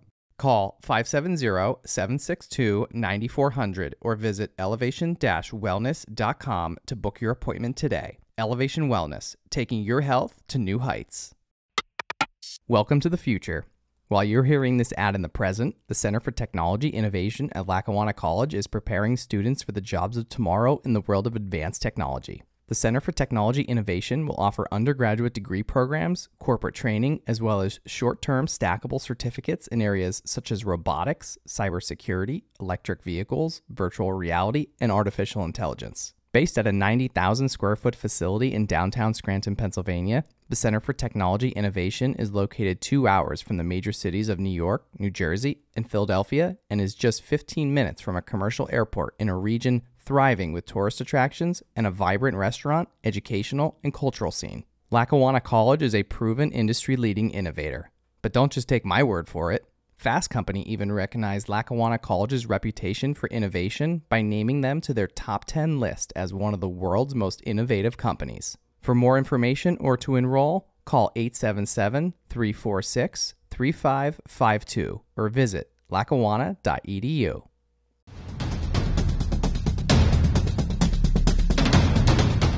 I have the privilege of representing people who have been injured through no fault of their own, and they come to us and they place a lot of trust in us, and we represent them against corporations and insurance companies, and we make those companies know that our clients have a story, that they deserve compensation, and I'm proud to be able to do that for our clients at Anzalone Law. To learn more, visit Anzalone Law offices online at anzalonelaw.com. And now we're back on the stacks. I was just slowly losing them daily and daily and daily. And, you know, I got arrested. All that money went to the lawyer. Bail. I'm losing my license regardless from my DUI. Now I'm not getting ARD anymore. Here goes my license for a year. You know what I mean? So here I am now. I just got out of rehab. I'm laying in the hospital. 3 months sober. Getting ready to go on treatment court for 2 years. I got to take drug tests every fucking day for 2 years. I can't piss in a cup. It's terrible. So drug test, everything I got to do for the next 2 years. Don't know what's going to happen with my job at the casino. I got no money, I had no job. I had nothing. Now I have no car. My Honda got destroyed by some scumbag who didn't know how to stop at a stop sign. I'm laying there thinking to myself, why is God keeping me alive? The answer came back to me immediately. It didn't even take a second.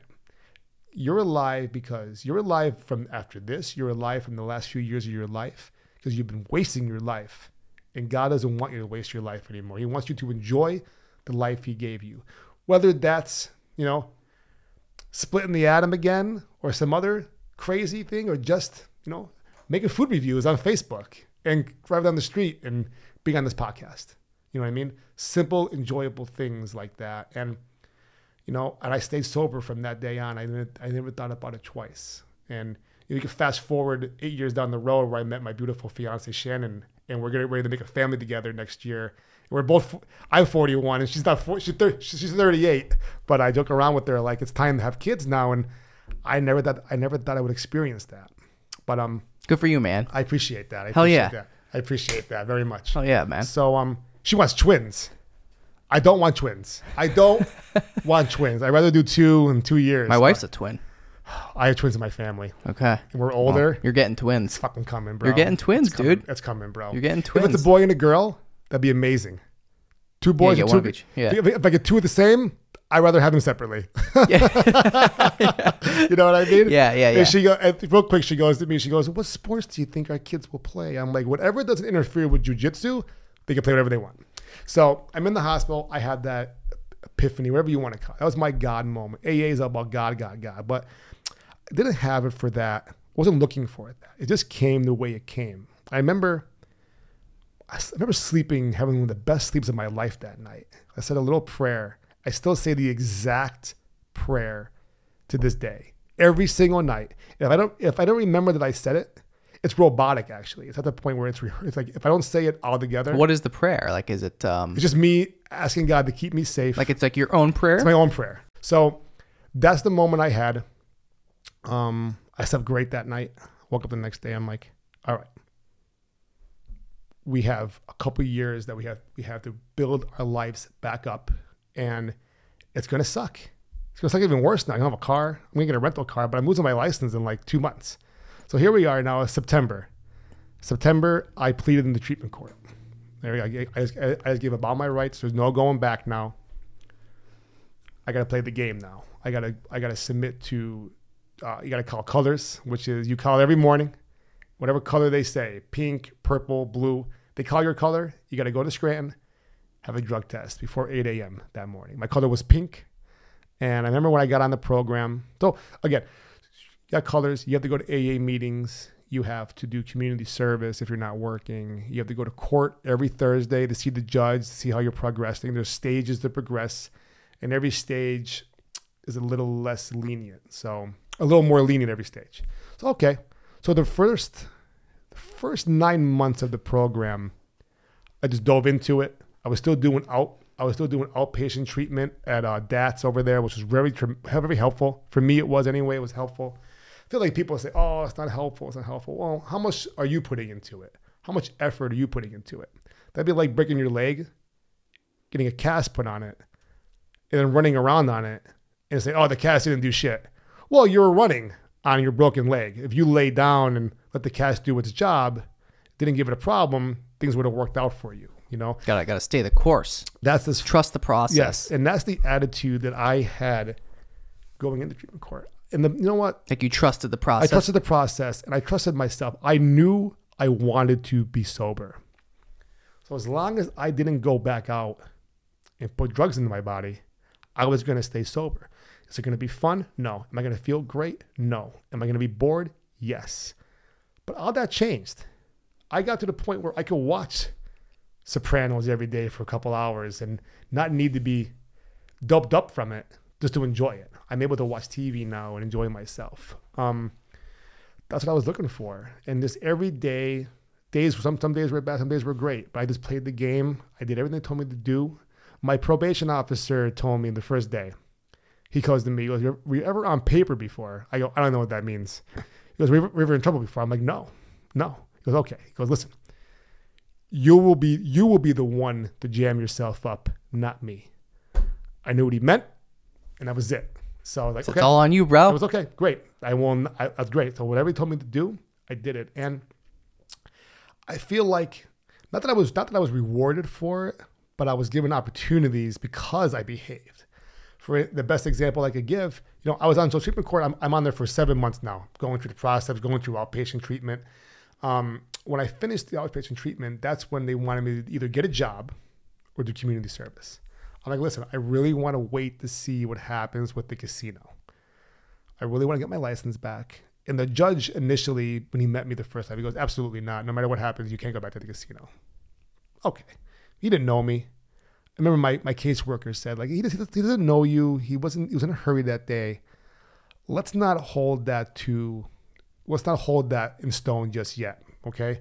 Go through the program more. You said it's going to take you a few more months to go get your license. I got to go for a license hearing in Harrisburg to get my gaming license back. Okay. So I'm like, okay, we'll see what happens. So I asked my probation officer, he goes, what's going on with that job at the supermarket? I'm like, supermarket. I go, they want me working part-time, but it's 4 days a week, 5 hours a day for $7 an hour. I go, Kenny, that's not really part-time. That's 4 to 9 every night. To me, that's full-time. That's stupid. So I go, I would really like just to wait and see what happens with my gaming license in the casino. If that falls through, I will get a job. He goes, that's fair enough. But until then, you need to do community service every day. So I would get dropped off up at Scranton. Now, I wasn't driving. So my mother drove me everywhere I needed to go, or if I had friends driving me everywhere to go. But she always made sure I was there, She wanted me to get better probably more than I wanted to get better. And I wanted to get better for her. She was the person at first I was getting better for. So I didn't want to see her to cry over me ever again. I don't want to be the reason to make her cry. And that was my strength the whole time. And it still is to this day. I want to make her proud, you know? So I, where was I? You were talking about getting the gaming license back, Yes. and then you were going to the Yes. you were going to do the community service though in Scranton. So doing the community service, whether that was helping with Friends of the Poor, delivering furniture, or going to houses, pick up furniture, to donate somewhere else, it was very humbling. And then one of the best lessons I got from was, I feel like most of the time in the van with all the guys and girls that were in there on the program with me, besides maybe me and somebody else, one or two people, everybody else that was there didn't deserve to be there. Treatment court's a joke. Treatment court's a trap. They want to set you up and throw you in jail. I'm like, well, how do you say that when they told you initially, if you don't get on the program, you're going to go to jail for 5 years? Oh, it's a trap. Well, how's it a trap? Because you fucked up and you did drugs and you failed the drug test? It's their fault? But tell you what, I didn't get thrown in jail once because I didn't fuck up. I didn't do drugs. I didn't fake a drug test. I didn't lie to the judge about working. I didn't do the things we weren't supposed to do, because you know why? That's why we're here in the first place. There were so many ungrateful people on that program. But you know what it comes down to? They didn't want to be sober. Yeah, you wanted to. I wanted to be sober. That's the difference. And that's like my favorite thing to tell people. Like, if you want to lose weight, if you want to get sober, if you want to get better at jiu-jitsu, if you want to start your own podcast, you know what I mean? You have to do pizza reviews online. You know, you have to want to do it. If you don't want to do it, but you have to do it, you're not gonna do it. It's not gonna last. Never. It's not gonna last. You have to dive into it. Like, I had a choice. You have to commit. Yeah, I had a choice between getting sober and doing everything they want me to do, which really wasn't that much. Not driving made it harder, but it made it work. The bus, you take a bus to Scranton every day in the wintertime and then home every time, and have to walk up Bridge Street's hill because the bus driver's an asshole and won't bring you up there. I go, sir, the driver yesterday brought me up there. Don't bring that up. Don't bring that up. I'm like, well, he did though. Is it part of the route or whatever? I'm getting off tangent. But that is a humbling experience when you're standing down the bottom of the hill, 34 years old, on probation, and you're one fuck up away from going to jail for 10 years, taking the bus and walking home or walking here or walking there. And by this time, I was 250 pounds. I ate myself into an extra large shirt. I was happy to be sober, but here I am now. My mind's starting to get clearer, starting to be a little happier, and I'm huge. I'm so uncomfortable. I'm just can't even look at myself in the mirror. And I'm just like, oh my God, how you let yourself get this big? You know what I mean? Like, I can't believe we got this big. This is where MMA comes in? We're getting there. We're going to get there. So I remember I'm at the casino. I'm back at work. I lost my driver's. I had a DUI, but that was quick. I went to Luzerne County. The judge gave me 6 months parole and a year license suspension, but I did the parole. I never had to go there. They talked to Lackawanna County, and they were our colleagues, and I didn't have to go there. As long as I didn't screw up, everything was good. I paid the fines. I lost my license for a year. So here I am working now, getting rides to work, taking $47 Ubers to and from work sometimes if I had to. God bless my mother. She goes, stop taking the Ubers. I'll come pick you up at 4 in the morning. Okay. You know what I mean? I felt terrible about that, but it was what it was. I did apply for my work license, my temporary driver's license, and I got it. So after 3 months, I got the license, and my mother worked at the casino. I didn't have a car because the car got smashed. Never bought one. I didn't have a license. But she would come home. I go to work with her car. It worked out perfectly. She'd be home at 7:30. I go to work for 8:30. We did that for the rest of the year. And I just did, every day was just, okay, we're doing this. It was structured for me because I just needed to stay out of trouble. I don't want to put myself in any predicaments. I went to AA. I went to work. And I came back home. That's it. Hang out with my friends once in a while, and I would just eat everything in sight. All right. I'm sitting in the back seat of my mother's Jeep in August now. So now we're a full year out of when I got in trouble. You know, I'm coasting through treatment court. I'm about a month or so away from getting off of colors because I was on there for a year. I couldn't wait to not have to call for drug testing anymore. We went to American Eagle to get some khaki shorts. And I put a pair of 40s on. I had big legs to begin with. But when I'm 260 pounds, the legs are pretty much one leg. Like both legs, it was unbelievable. They didn't fit. I remember sitting in the back of the car, crying to myself. My niece was in the front seat. But that's it. I'm buying that bike off my buddy today at the AA meeting. I'm gonna ride that bike, a pedal bike. I'm gonna ride that bike to the gym, and this has got to stop. I bought the bike that night.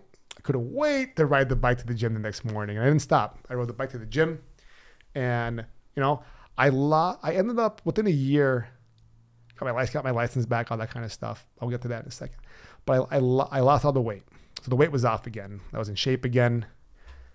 Got my license back. You're just going to the regular gym, right? Yeah, I would go lift weights. Okay. I would go lift weights, and I was eating better. Eating is the whole thing. If you can lift weights all you want, if you eat like shit, you're gonna be strong and big. Yeah. But you're gonna be big. So I got my license back, and I remember I spent a whole year getting my credit back on track, because I stopped paying on my credit cards when I got in trouble.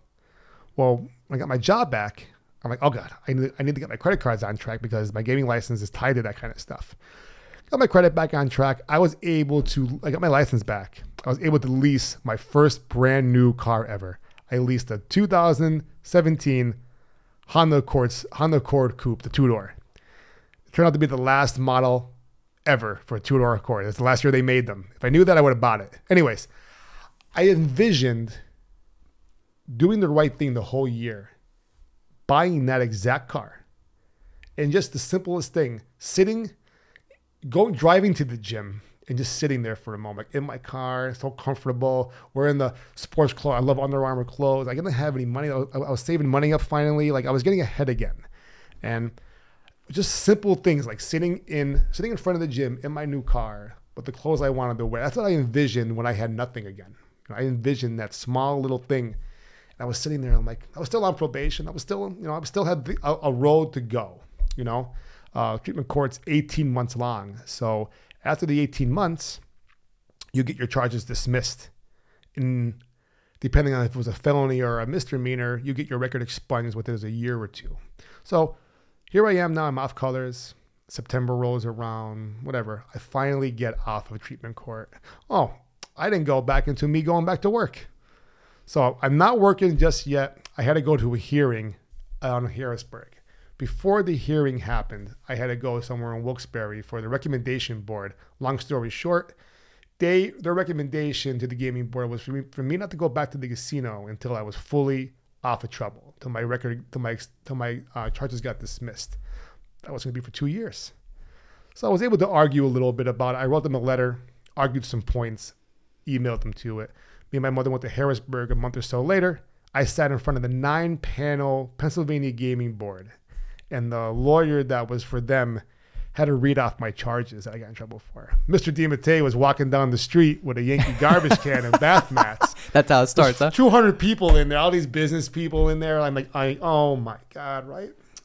They read the charges off, and I said my thing like, this wasn't me. I'm sorry. I'm getting sober. Blah blah blah. Right?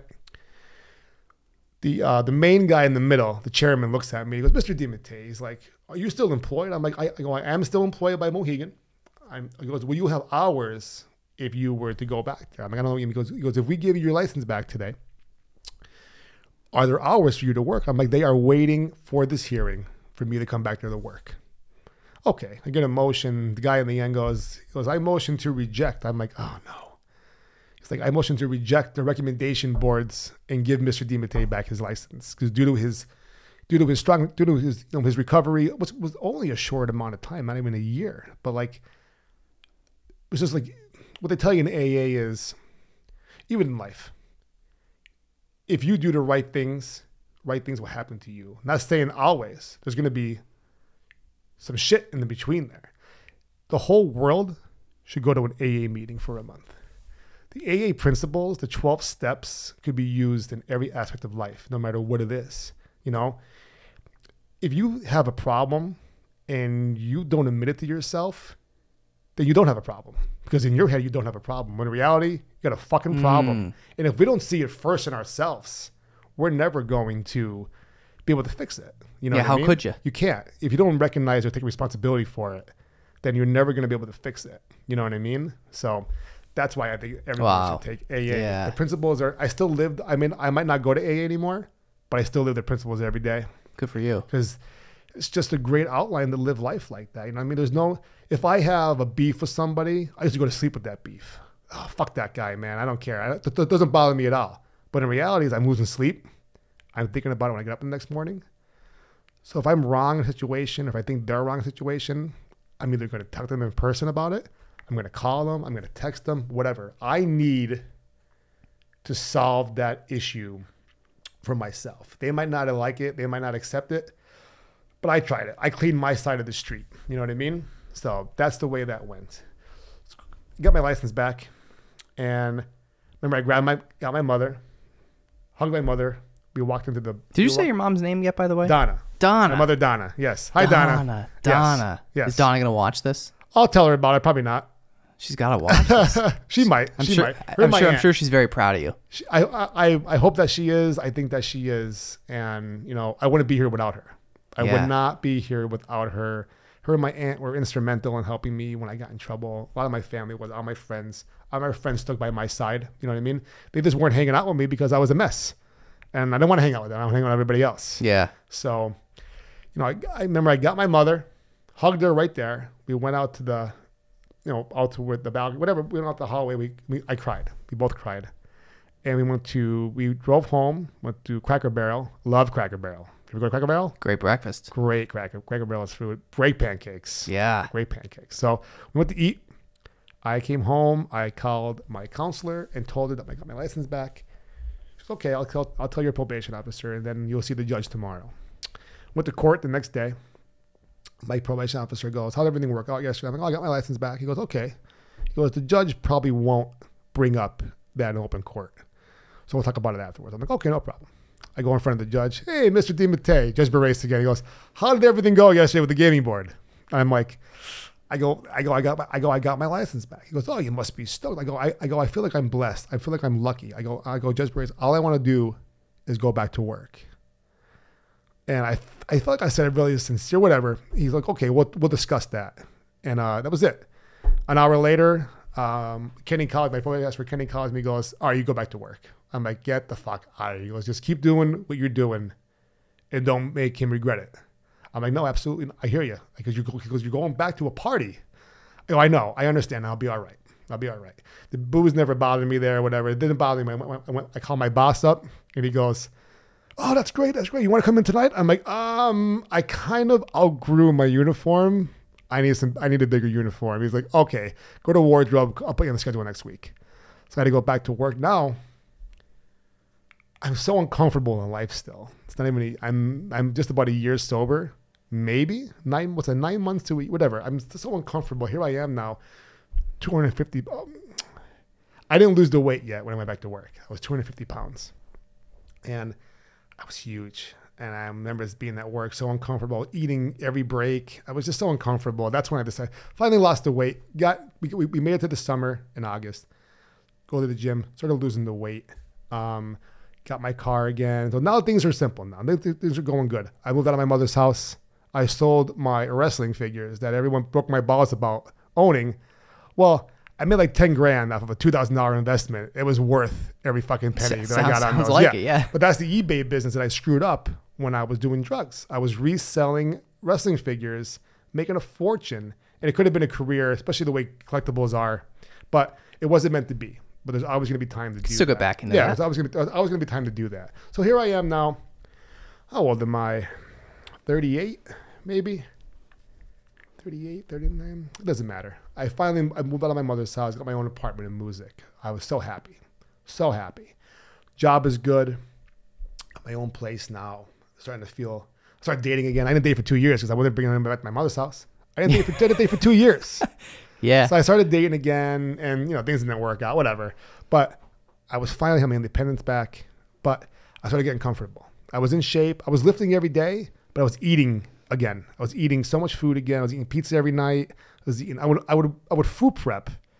I would go through the trouble of making food for the week and eat all that food in the day, blah, blah, blah, blah. The nighttime would come. I get 2 slices of pizza on the way home from work, and it was a peanut butter cup or a candy bar. That's 600 calories every night. I just ruined my calorie deficiency because I needed pizza and whatever. That's like an extra 3,000 calories. That's the 1 pound a week that I was eating, whatever. So I was gaining weight slowly. But I was bigger upper body. So it didn't seem like that to me. Because years ago, when I put all the weight on when I got sober, I wasn't lifting because I was small, and just big. So I just started getting big again. I couldn't believe it. I was like 245 pounds. And I couldn't believe how big I was. I remember finally, my best friend Rocco finally got me to go to a free trial class up at Scranton MMA. Enter MMA. Enter Jiu-Jitsu. So he finally got me to go. So 2018. I've been June will be 4 years, so whatever year that was. He finally got me to go to a free seminar on a Sunday. It was half of it was going to be like punching, other half was going to be like hip tossing and stuff like that. I'm like, okay, fine, I'll do it. I'll try it. I try. I really didn't want to. Went there, and even though I was with him, it was a group of people. I was like, oh, where are these people? I'm going to be touching them pretty soon. Like, I didn't really, and I'm a pretty outgoing guy, but for some reason that day I wasn't. I was very uncomfortable. Again, I wasn't comfortable in my own skin. I was self-conscious, all that stuff, you know? And we went through the day. I loved it.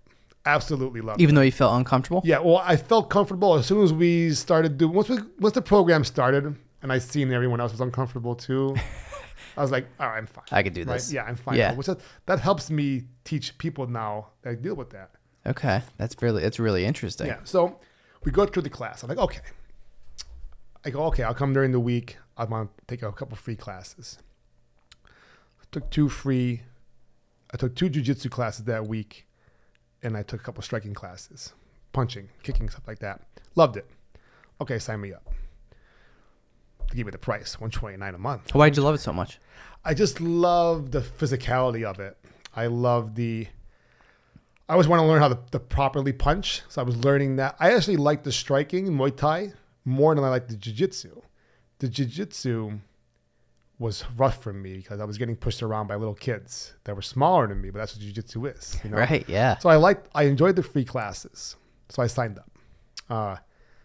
Like, $129 a month. I'm like, that's a lot, you know? But in reality is where on the priority list was that. I was spending a lot of money on other bullshit that I didn't need to, that I'm like, okay, you know what? Let's do it. Sacrifice somewhere else. Let's do it. So I signed up, came back the next week. I got my ass kicked by people that were half my size in the beginner class. And that was it. I was done. I didn't want to do it no more. I remember I left the mat. I talked to my one coach, Tyler, who I'm with now at Wilkes-barre MMA. We'll get into that later. I go, Tyler, what the fuck is going on out there? These kids are half my size and they're pushing me around the mat. I can't even get them off of me. This is bullshit. Absolute bullshit. He goes, look at this. He goes, you see that sign? I go, look at it. It says, check your ego at the door. He goes, I'm not saying you have an ego right now, but I'm saying is things are going to happen in there that you can't believe that happens. I'm like, I go, all right. I go, I suggest you just keep doing what you're doing, keep coming back. Okay, I heard that before somewhere. AA's motto is keep coming back, keep coming back. And it's true. Just keep coming back. And again, I can't stress it enough is if you're looking to get sober, you have to want to get sober first. You can't do it for anybody else. You got to do it for yourself. When they say sobriety is selfish, what they mean is you can't be good to anybody else if you can't be good to yourself. How am I going to sit here and be good to you, Bill, if I can't treat myself right? You know what I mean? Everything I do for you is bullshit. Then it's a facade. It's bullshit. It's not me really believing it because I'm telling you to do it, but I don't do it myself. All right. So that's the way that went. I totally mistracked what I was talking about. I totally floated away. Yeah, no, the 12-step program. Okay. Yeah. So all that that came back into place. So I'm like, okay, Check your ego at the door. Yeah, I'll come back tomorrow and we'll try it again. So I came back the next day and it was a little bit better than the last day. And the next day was worse than that, then worse than the first day. And that's just how jiu-jitsu is. I dove into it. I was lifting weights. I was doing jiu-jitsu. And then they told me, oh, yeah, we're going to do a tournament in a few months. I'm like, oh, jiu-jitsu tournament? They explained the tournament to me. I'm like, yeah, you could compete in jiu-jitsu. I'm like, that's what I want. That's what I needed to hear, because I used to compete in powerlifting when I was younger. I used to compete in football. I quit. So you needed that competition and element? I didn't even think about that was even a possibility until I was already signed up. I didn't even think about it. But when I heard that, I didn't need it. I wanted it. But now you're like, now I love this. I wanted it. And we did a tournament. How'd you do? Down in Philly. I lost 3 matches. 2 of them were to my one training partner who I was at the gym with. It was stupid, actually. But it was still a good experience to get out of there.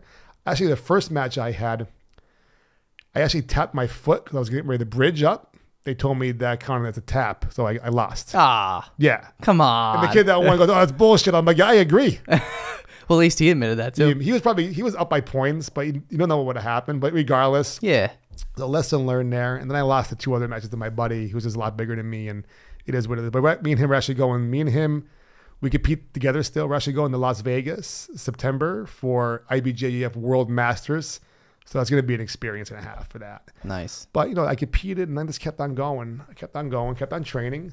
I started realizing that it's a little harder for me to, I can't, bring my leg over here. I can't do this because my stomach's in the way and everything's just big on me. And I'm like, how would you let yourself get like this again? And remember I went on I signed up and I went to Atlantic City for a couple of days with some friends. I still have the picture to this day. I took a picture in the big mirror. I'm like, wow, you really are that big. I can't believe how big we are. And then I started training, and I'm like, okay, we're going to lose some weight. We have that tournament in 3 months. I want to be 225, not 235. I know I feel the best way to lose weight is nice and slow while building up good habits. Because you don't lose weight in the gym. You don't lose weight in the weight room. You lose weight when you're eating properly and when you're sleeping. You lose. That's when the weight's going to come off of you. Not because you're in the gym, because you're eating right and you're sleeping good. That's when the weight's going to come off of you. And I just started changing up my habits, going back to my old habits that I had, the good old habits that I had.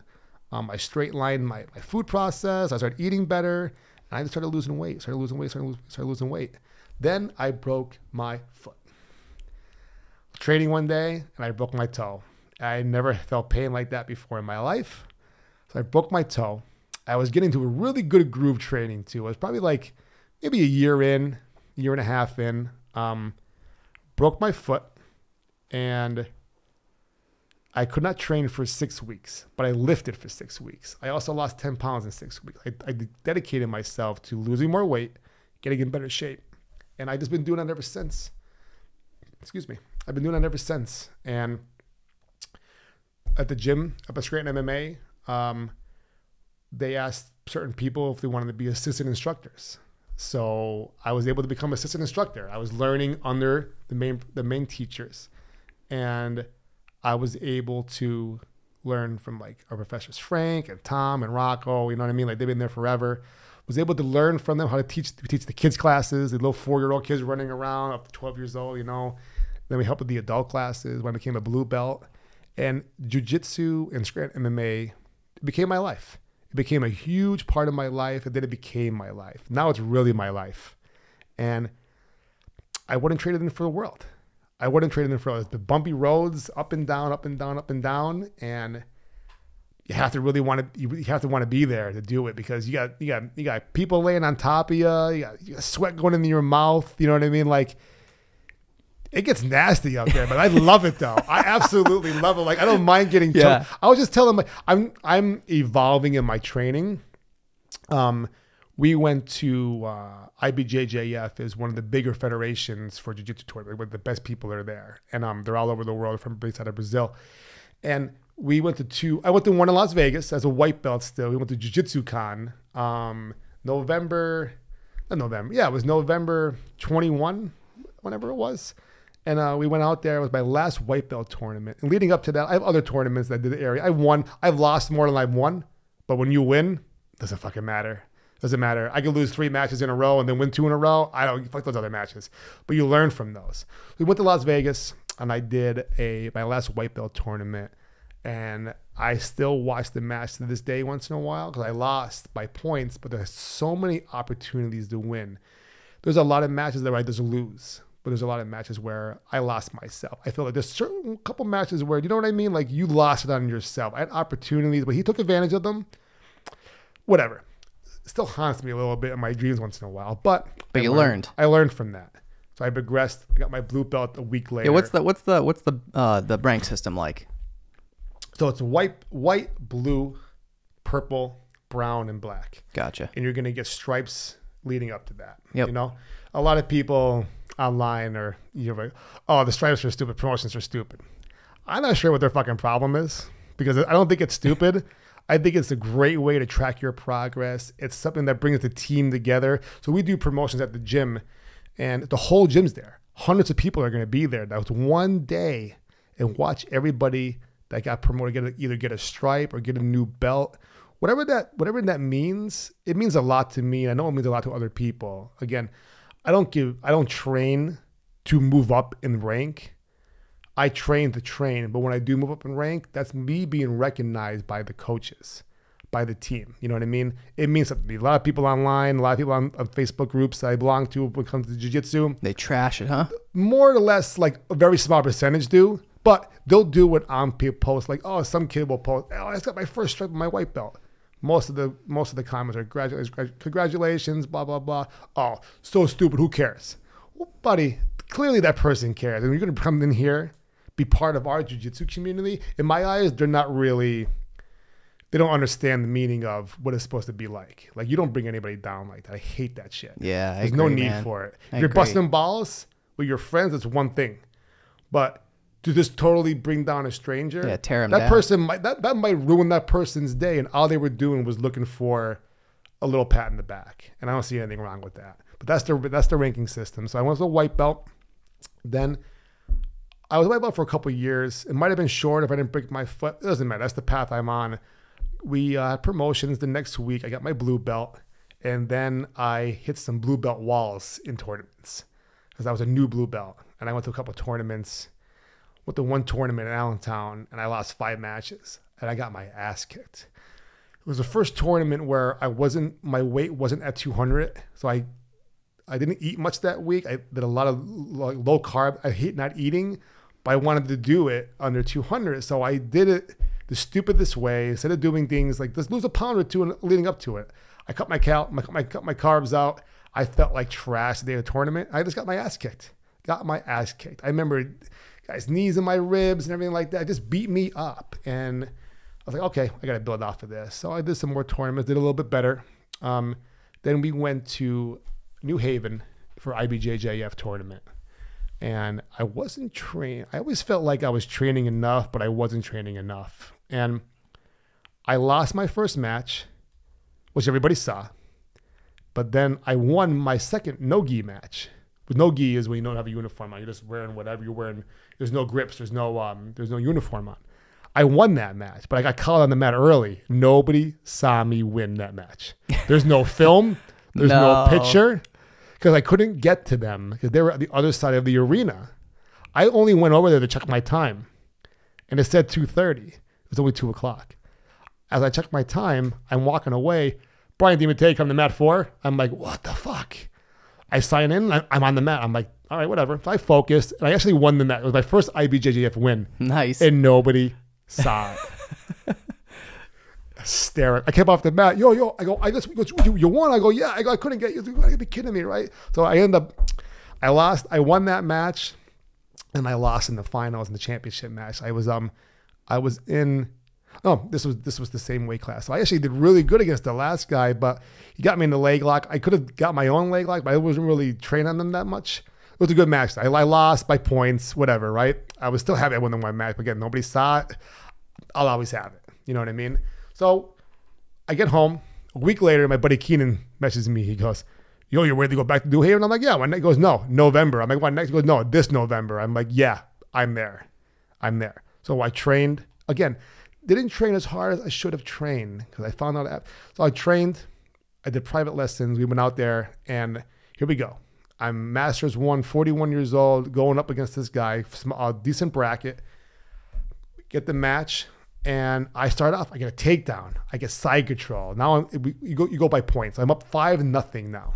I'm controlling this guy, and I'm a 5-0. I'm in a dominant position, and in the video you hear my coach screaming, "Stay on top, stay on top." And I wasn't comfortable in the position I was in, so I said, "Okay." I went for a guillotine choke. I went for it. I wasn't in the proper position for it. I wasn't the best at them, but I panicked. I had 1:30 left in the match. I didn't understand the match mechanics, just the stall. He has to do all the work, all that kind of stuff, right? I just went at it. I'm like, okay, I'm going to finish him off now. I went for the guillotine, and he slipped out of it. And he passed my guard. No. He got points. He got on top of me. He got on top of me. He took my back. I ended up losing. I was a 5-0. I ended up losing 11-5. Oh, I my lost God. that. It went that bad, that fast. All I wanted to do was win that match and celebrate with my friends. I watched all my friends. You're being a little impatient. Yeah. I didn't know how to handle the situation in that moment of time. Get to the side, do this, do that, do something else. Anything besides go for a guillotine that I'm not comfortable doing. Yeah, that you know you're not ready for. Unbelievable. I lost the match, and I was so down on myself. And I remember sitting, and then later on I had my no-gi match. Now I was off weight with that, so the weight classes for that. Now, what do you wear when you don't have the gi on? I wear like a you ever see people wear, they call it a rash guard, like a tight. Like spandex. Oh, okay, yes. So you wear those. Okay. So you wear those. Yep. And you wear like looser shorts. Okay. So I had my no-gi match next, and it was a different weight class. It was a 208 weight class. I weighed 190 pounds. But the gi is 195 weight class. You have to weigh in with your with the uniform on. It weighs about 4 pounds. So my weight classes were disaster. So I was 195 with the gi, which I really only cared about the gi. But for the no gi, it was 208. Or 200, whatever. I probably could have cut 2-3 pounds, but I would have to sign up for it earlier. If I missed that weight that day, it would have been screwed. But there was a lot of good food out there, and I mean, my fiance was coming with me, and we just wanted to enjoy the food. So I didn't care as much being different weight class for the no gi, but it made it. This guy was pretty big that I went against, and we had a good match. I lost by points again at the end, but I remember when he grabbed. We're getting ready to go, and he grabbed my arm. I was just like, oh shit. You know when somebody grabs, because people grab you and they're like loose, and even when they grab you tight, you still control that. Yeah, you just knew. He grabbed me, and I'm like, oh fuck, right? And I still say to this day, you can watch the video. I'm actually gonna post the video up probably next week. I went for a single leg takedown, and he was holding my other hand. I didn't realize he was holding this hand. I grabbed his leg. I couldn't get this arm to get him. And he twisted me down and took me down. I swear he set me up. But we're both blue belts. Probably not. You know what I mean? But you never know. Yeah. But, once he got on top of me, I couldn't do anything. I wasn't trained enough to get out of that position, which was, again, my own fault, which I'm getting to. So now I'm sitting in the bleachers. My buddy Keenan won gold. They won. My buddies won champ. They won their brackets, everything like that. So I'm happy for them, but at the same time, I'm down on myself. My coach Tyler goes to me. He goes, if you want to win and stand on that podium, win gold medals in these competitions, you need to train more consistently. I'm like, I train. He goes, no. He goes, you training 3 times on a Tuesday isn't the same as you training 1 time on a Tuesday and 1 time on a Wednesday. Because you're not letting that stuff soak in. It just happened to be my job and the hours. But, I had options. I could have went to 6 a.m. classes. I could make it to the gym for 6:30 instead of 6 and get some work in. I would choose weightlifting over jiu-jitsu. When I'm trying to get better at jiu-jitsu, I'm thinking weightlifting is going to improve that. Don't get me wrong, it does. But it doesn't improve your technique. Yeah, you need more technique, more training. You need more training. So he told me you need to be more consistent with your training. I'm like, okay, I hear you loud and clear. So we enjoyed the rest of the weekend. And, you know, when I got home, I was like, yeah, he's absolutely right. So from that moment in time, I started training at least 3 different days a week. And now, leading up, I've been doing that now for months. And we just opened up a new gym in Wilkes-barre MMA. There it is. There it is, right there. So the other owners of Scranton MMA, Frank Alonia, Tom McGuire, they own Scranton MMA. No, that's you know what I mean. And they decided they want to open up another school, but they're partners. You know, my one of my good friends now, Tyler Mooney, is the owner and head instructor at Wilkes-barre MMA, which I'm going to be going in there next week, and I'm going to be working there as well as a salesman and as an assistant instructor. But I've been there for the last 3-4 months, since January 1st when we opened, and I got to know all the new students from day one. I feel like that's my school. And good for you. And it's just so great to be part of that. And it's funny because they asked me months ago, before the school even opened, they brought me in the office. I mentioned to them a while ago, I would love to work with you guys, but I'm a purple belt. I do my own classes, have my own class, do private lessons, all that kind of stuff. So Tom calls me. He goes, we want to talk to you. We got things going on. We're going to have to hire some people sooner or later. We're interested if you want to come and talk. I'm like, yeah, I do. Already in my head, I thought to myself, they're not going to give me insurance. I'm not going to make as much as I'm making at the casino, but I'll go listen to them anyway. It was already a no in my head without thinking about any of the positive parts of it, right? I go talk to them. Well, you can make this much money. It's all sales, commission, blah, blah, blah. It's only 25 hours a week, so you have plenty of opportunity to do other stuff. I always wanted to be a personal trainer, all right? So here I am. Oh, no, I can't do it right now. I need my medical insurance. Me and my fiance aren't married yet. I need my medical insurance, which I haven't used in years anyway. I need my insurance. I'm making really good money at the casino now. I don't want to do it. Immediately. They didn't even bring it home to Shannon to talk to her about it. So I said, no, whatever. I trained, went home. Now I'm sitting home thinking about it. Day after day after day. It's stewing. I'm like, oh, God, 25 hours a week. I could definitely make a good living off that. I could do other stuff. I could just get my personal training certificate. There's so much more I could do, and I'll be off weekends. I don't have to worry about, on my old job, like getting days off. You have to tell them 3 months in advance, and they'll let you know the week of if you have the day off or not. Ugh. It's fucking bullshit. Miserable. Bullshit. So I was becoming miserable at my job at the casino. Not the job itself, not the people I worked with. It was the players. These players, I dealt craps. And dealing craps is like an art form. But it's not an art form when you deal to the same 8 people every single day who play the same way. And most of them don't tip.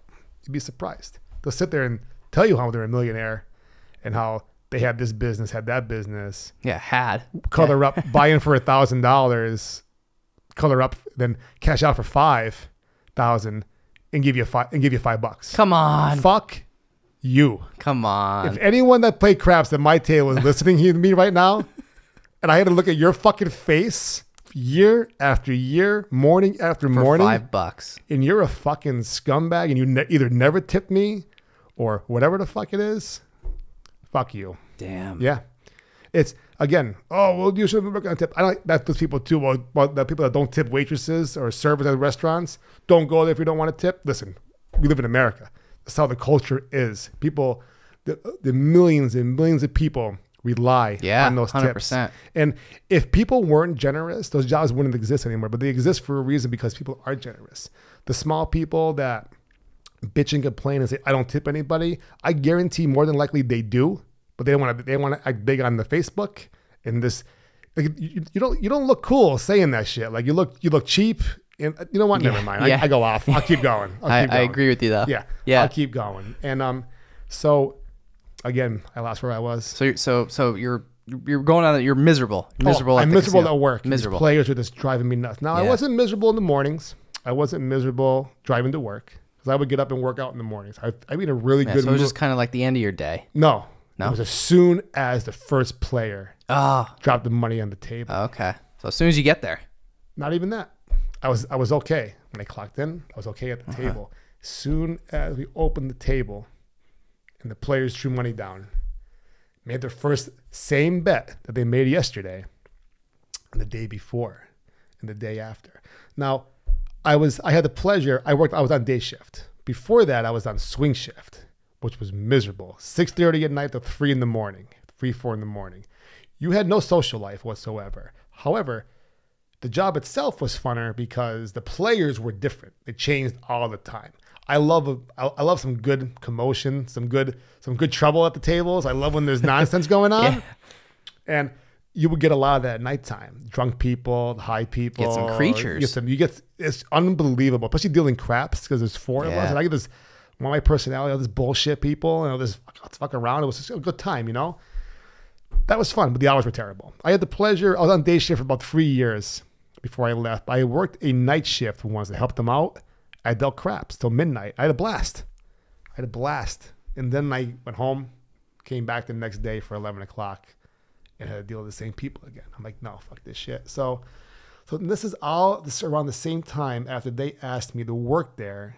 And now I'm thinking to myself, maybe there are other possibilities. I didn't think there was another job out there where, you know, I was making good money. The casino is a very good, secured job. Benefits, all that kind of stuff, right? That's what was keeping me there. But I'm miserable. What good are benefits, retirement fund, or whatever, if I still have to do this for another 20 years? Yeah, you hate your life. Look at myself. I'm laying in bed. I'm like, could you do this? You just told them no to one of your dream jobs because you want to what? Make $65,000, $7,000 a year and be miserable for the next 20 years? Fuck that. No thanks. So I remember Shannon goes to me. I said that she goes, you haven't been the same in weeks. I'm like, I'm not. So wait, did you tell her that you said no to the job? I told her I said no, and she was like, okay. So then I was doing the moping around for a couple of weeks, and she knew I'm usually up in the mornings, and I'm usually up and going, blah blah blah. I was a little slower moving around. She's like, what's wrong? I'm like, I honestly want to go work at the gym. I don't want to work at the casino anymore. So we said, okay, we'll figure it out. So I called them up. It was too late. They already, went to the next person, which is, I understand. They're moving along fast, right?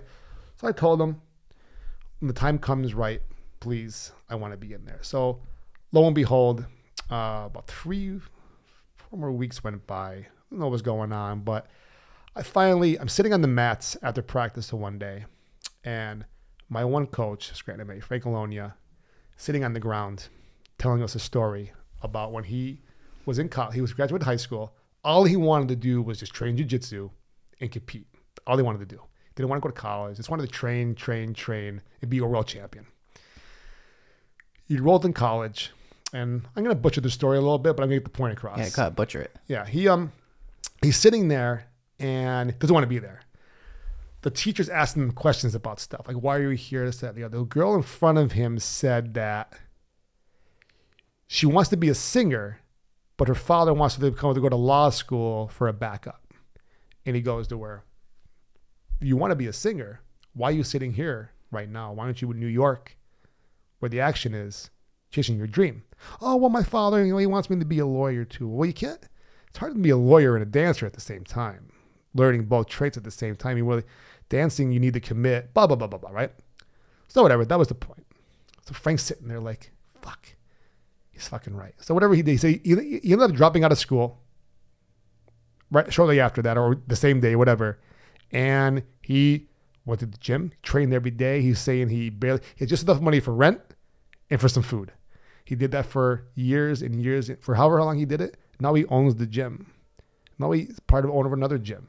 You know what I mean? And that took time to do it, but he chased his dream. You know what I mean? He didn't settle for it.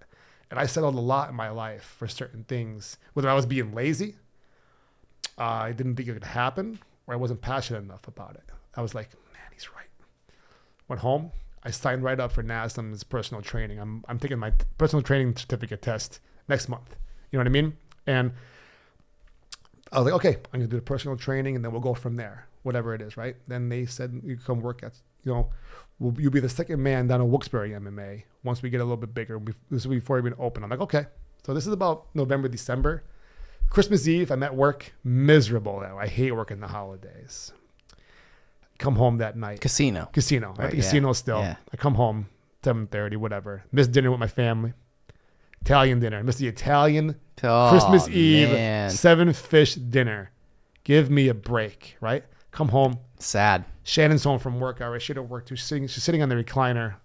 I kneeled down in front of her, gave her a hug, started crying. I told her, I cannot go back to that casino. I'm done. I cannot go back there. I go, I'll study for my personal training. Hopefully I work at the gym sooner or later, but I can't do it no more.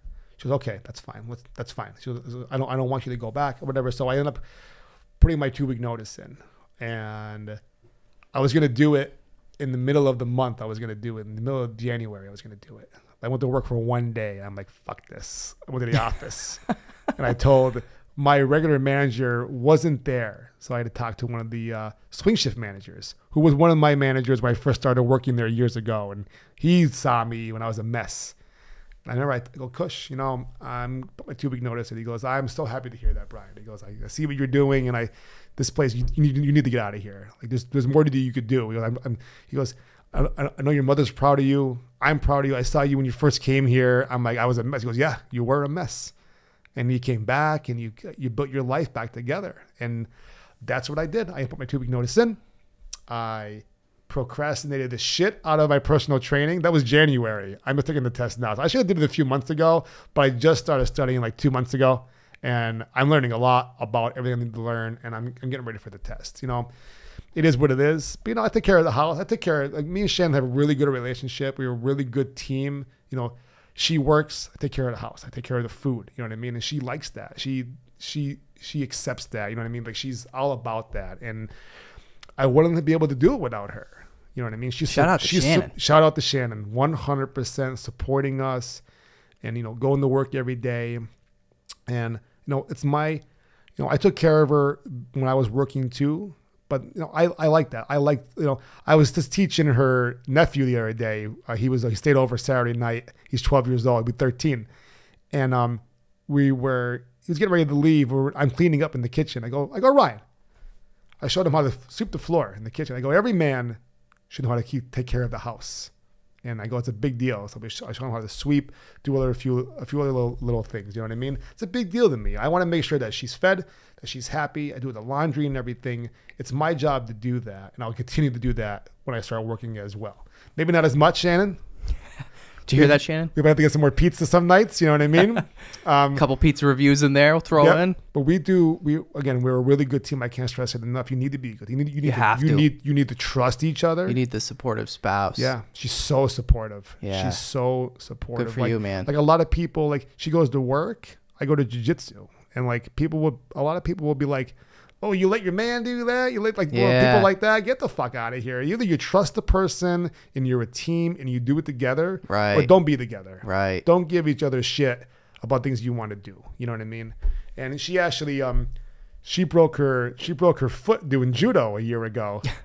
No. She was training for a little while. She broke her foot doing judo. She just came back. You guys both broke a foot, or you broke a toe? I broke a toe. She broke a foot. I say foot, but I had to say toe. I don't want to lie. You know what I mean? Yeah. No, you said toe. Yeah. It hurt a lot. Yeah. So she just came back to training at wilkes-barre last week. So she's training now and she just came back to it. But she works out too. She's been lifting 3 days a week. And I told her, I go, once you start lifting some real weights, your body's going to change. And it did. Make sure her food's on point. You know what I mean? And she was actually my first client as far as food goes. And you know what I mean? Now I'm looking forward to, my life has turned, it just went from being miserable at a job, not having anybody in my life, being overweight. Now, to me, being overweight to myself was a big deal to me. I wasn't happy. I wasn't healthy was the number one thing. I wasn't healthy. I wasn't sleeping right. Nothing felt right. My knees were hurting me. My back was hurting me. So when I got back into shape, I'm in the shape that I want to be in. I feel great and I can eat whatever I want pretty much within reason. I just always keep myself in check. And I go from a job where I'm miserable to now I'm going to be working in the fitness industry all around. Salesman at wilkes-barre MMA, jiu-jitsu trainer, and I'm going to be a personal trainer. And I can make my own hours. And it's absolutely amazing. It's absolutely amazing. I really can't say more about it. I went from doing drugs to being almost dead in the gutter to where I am now. And I'm so lucky to have the chance to do it. And it all comes back to that moment in the hospital bed where I said to myself, why is God keeping me alive? It immediately came to just live your life. Live the life you're given and stop fucking wasting it. Because I wasted a big portion. I wasted a big portion of it. I wasted college. I spent so much money on college. I did nothing with it. You know, I graduated, but fuck, I pay for it every month. You know? Yeah. Yeah. But you stayed the course through all this, through all the bad times, man. Yep. So one hardship after the other, but I knew if I went back to my old life, the hardships would just keep coming and they'd be a lot worse than they are right now. Yeah. But wow. I don't think I left anything out. You know? I think this was a tell-all. Yeah. I mean, I didn't want to glorify the drug use because there's nothing to glorify about it. There's nothing to be proud about it. I remember sitting, and when I was firstly on treatment court, I remember sitting in one of the group meetings with all of us, one of the group meetings in Scranton, and I was like, you know, when I was in jail for a day, and people would laugh, oh, you're only in there for a day, only in there for a day, only in there for a day. And I look at them and be like, yeah, and I'm embarrassed by that, man. I go, that was enough for me. And the one counselor goes, he's like, guys, it's not a badge of honor for how long you're in jail. And I looked at them and said, like, I learned my lesson from being in jail for one day. How many times do you got to go? People I knew, how many times do you got to go to jail? Yeah, they clearly didn't learn their lesson. Over and over and over and over and over and over again. That's the life you want to live. That's fine. I just couldn't do it no more. I couldn't believe I was there in the first place. Yeah. I wasn't going back. I wasn't going back. Wow. Yeah. Wild. It was. It really was. It really was. And here we are now. Here we are You on know? the stacks. Yeah, on the stacks. This is it. On the stacks. We did a pizza review. You did a pizza review. I did a pizza review. You did a pizza review. Yes. We had some good pizza Bella. We did Pizza Bella. It all started with the taco pizza. That's I told right. you guys about That's the taco right. pizza. Yeah. And it was delicious. Then we got the regular pizza. It was a good recommendation right It's there. actually my first time having Pizza Bella's red pizza. So like the regular the regular pizza. Okay. So that was good. That was a real authentic review. But the taco pizza. The taco pizza. And then people ask me, oh, you got to eat the pizza in the review. Like, you want to watch me? I can't watch myself chop away on the pizza. Yeah, so this is one of the first ones you said you did you actually ate it. The first one I did where I ate it on camera was Tiberios last week, and we're at about 20-some-thousand views on that. Nice. People love Tiberios. Yeah. It's a lot better when the people that I run the page, like Tiberios, gets involved with the review because they share it. Then their friends share it. Yeah. And then it just gets all over the place. Right. But that was the first one. I actually like doing that. So that was good. I'll keep doing it from now on. Not always. All right. But you're gonna eat the pizza in the review. I did eat the Nardone. I did a Nardone's pizza review the other day. How much cheese stuck to the roof of your mouth? I air fried it. Okay. Getting the air fryer, I didn't put foil underneath. That cheese took me 2 days to get off the air fryer, man. I was scrubbing it. It was just insane. You have to get a new one. I was putting tinfoil on there next time. But it came out. I can't eat it cold. I did a cold review. I do pizza after jiu-jitsu. So we did cold Nardones. I am not a fan of cold Nardones. But air fried, it was good. Did you ever hear of I'll have to air fry it. Did you ever hear of a Sanitary Bakery in Nanacoke? Yep. All right. They make, my next review, they make pizza that looks just like Nardone's pizza. Okay. It's almost a spitting image. What's better? Oh, Sanitary Bakery. Yeah? My friend Rez goes to me. I sent him a picture of it. He goes, I gave him a couple of slices. He goes, this tastes like there was new owners for Nardone's. I started cracking up. Like they improved the recipe. Sorry, Nardone's. He goes, this tastes like Nardone's got taken over by new people. Now, I like Nardone's. And listen, and Nardone's, it's nostalgic. You know, I don't know about you. I don't know if you grew up eating it. I grew up eating that. Okay, yeah, so did I. And Pizza Hut. Okay, yeah. But Sanitary Bakery, whew, that's some. I've never had that. I was eating a slice Heard of cut after cut out of the fridge cold. Then I air fried it. I'm gonna post a review about it next week. I didn't think I had footage of it being air fried. So I was gonna do Nardone versus Sanitary Bakery, but I didn't realize I had. I thought I lost the. I'm like, did I even air fry some and take a video of it? It turns out I did. I found the footage, and I'm gonna do a review on that next. But with Pizza Hut, my reviews all started with Pizza Hut in Kingston opened up. Not even opened up. Oh yeah, I think I remember. When I moved, you know, I didn't know you then. When I moved, did you see all my shenanigans? Just a little bit. I think I remember seeing I'm like, who the hell is this guy? Okay, right. So it all started when I moved to Kingston in August.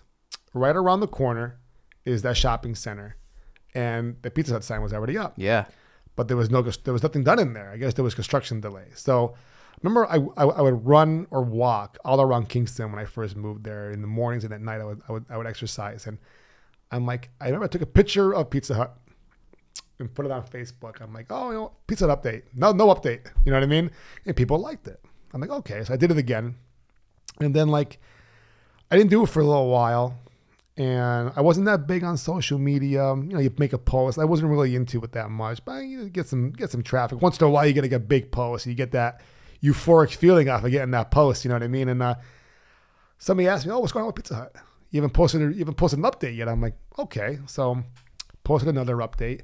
Then I downloaded TikTok. I did a TikTok video, which I don't do a lot on TikTok, but I thought that was the only place you could post videos. So I did a TikTok, and my first video was real funny. It's just me looking into the camera. And I realized it was rolling. So I just posted it. I'm like, how do you do this? You know what I mean? So that's all great. It really was. So yeah, I wanted to make a live video of the Pizza Hut. So I remember the one day I'm going for a walk. I chickened out the first time doing it in the parking lot. I was like, I want to stand there and I want to go like this, but someone's going to see me and they're going to make awkward. It, like, who the fuck is going to stop their car at 7:30 in the morning to ask you why your camera is facing that way? But in my head, like, everybody's going to stop. Everyone's going to look at me. Everyone's going to laugh at me, right? Yep. So I remember I walked around the block. I'm like, okay, I'll do it. I stopped. I'll go around the block again. Finally, I did the video. I was shaking. I posted the video, and guess what? Nobody cared that I was doing it. You know what I mean? People liked the video. They want to know more about it. Then I started posting, like, you know, beginner pizza reviews on there, which weren't that good. You know what I mean? I didn't have my system down yet, you know, but you go back and watch them. Then I got invited into the Facebook Reels program. I'm like, oh, what is this? They're going to pay me to make videos? Fantastic. So then I got real into it. Then I started looking at YouTube. Boom, YouTube was already on. Yeah. What's the Facebook Reels program? Got into that.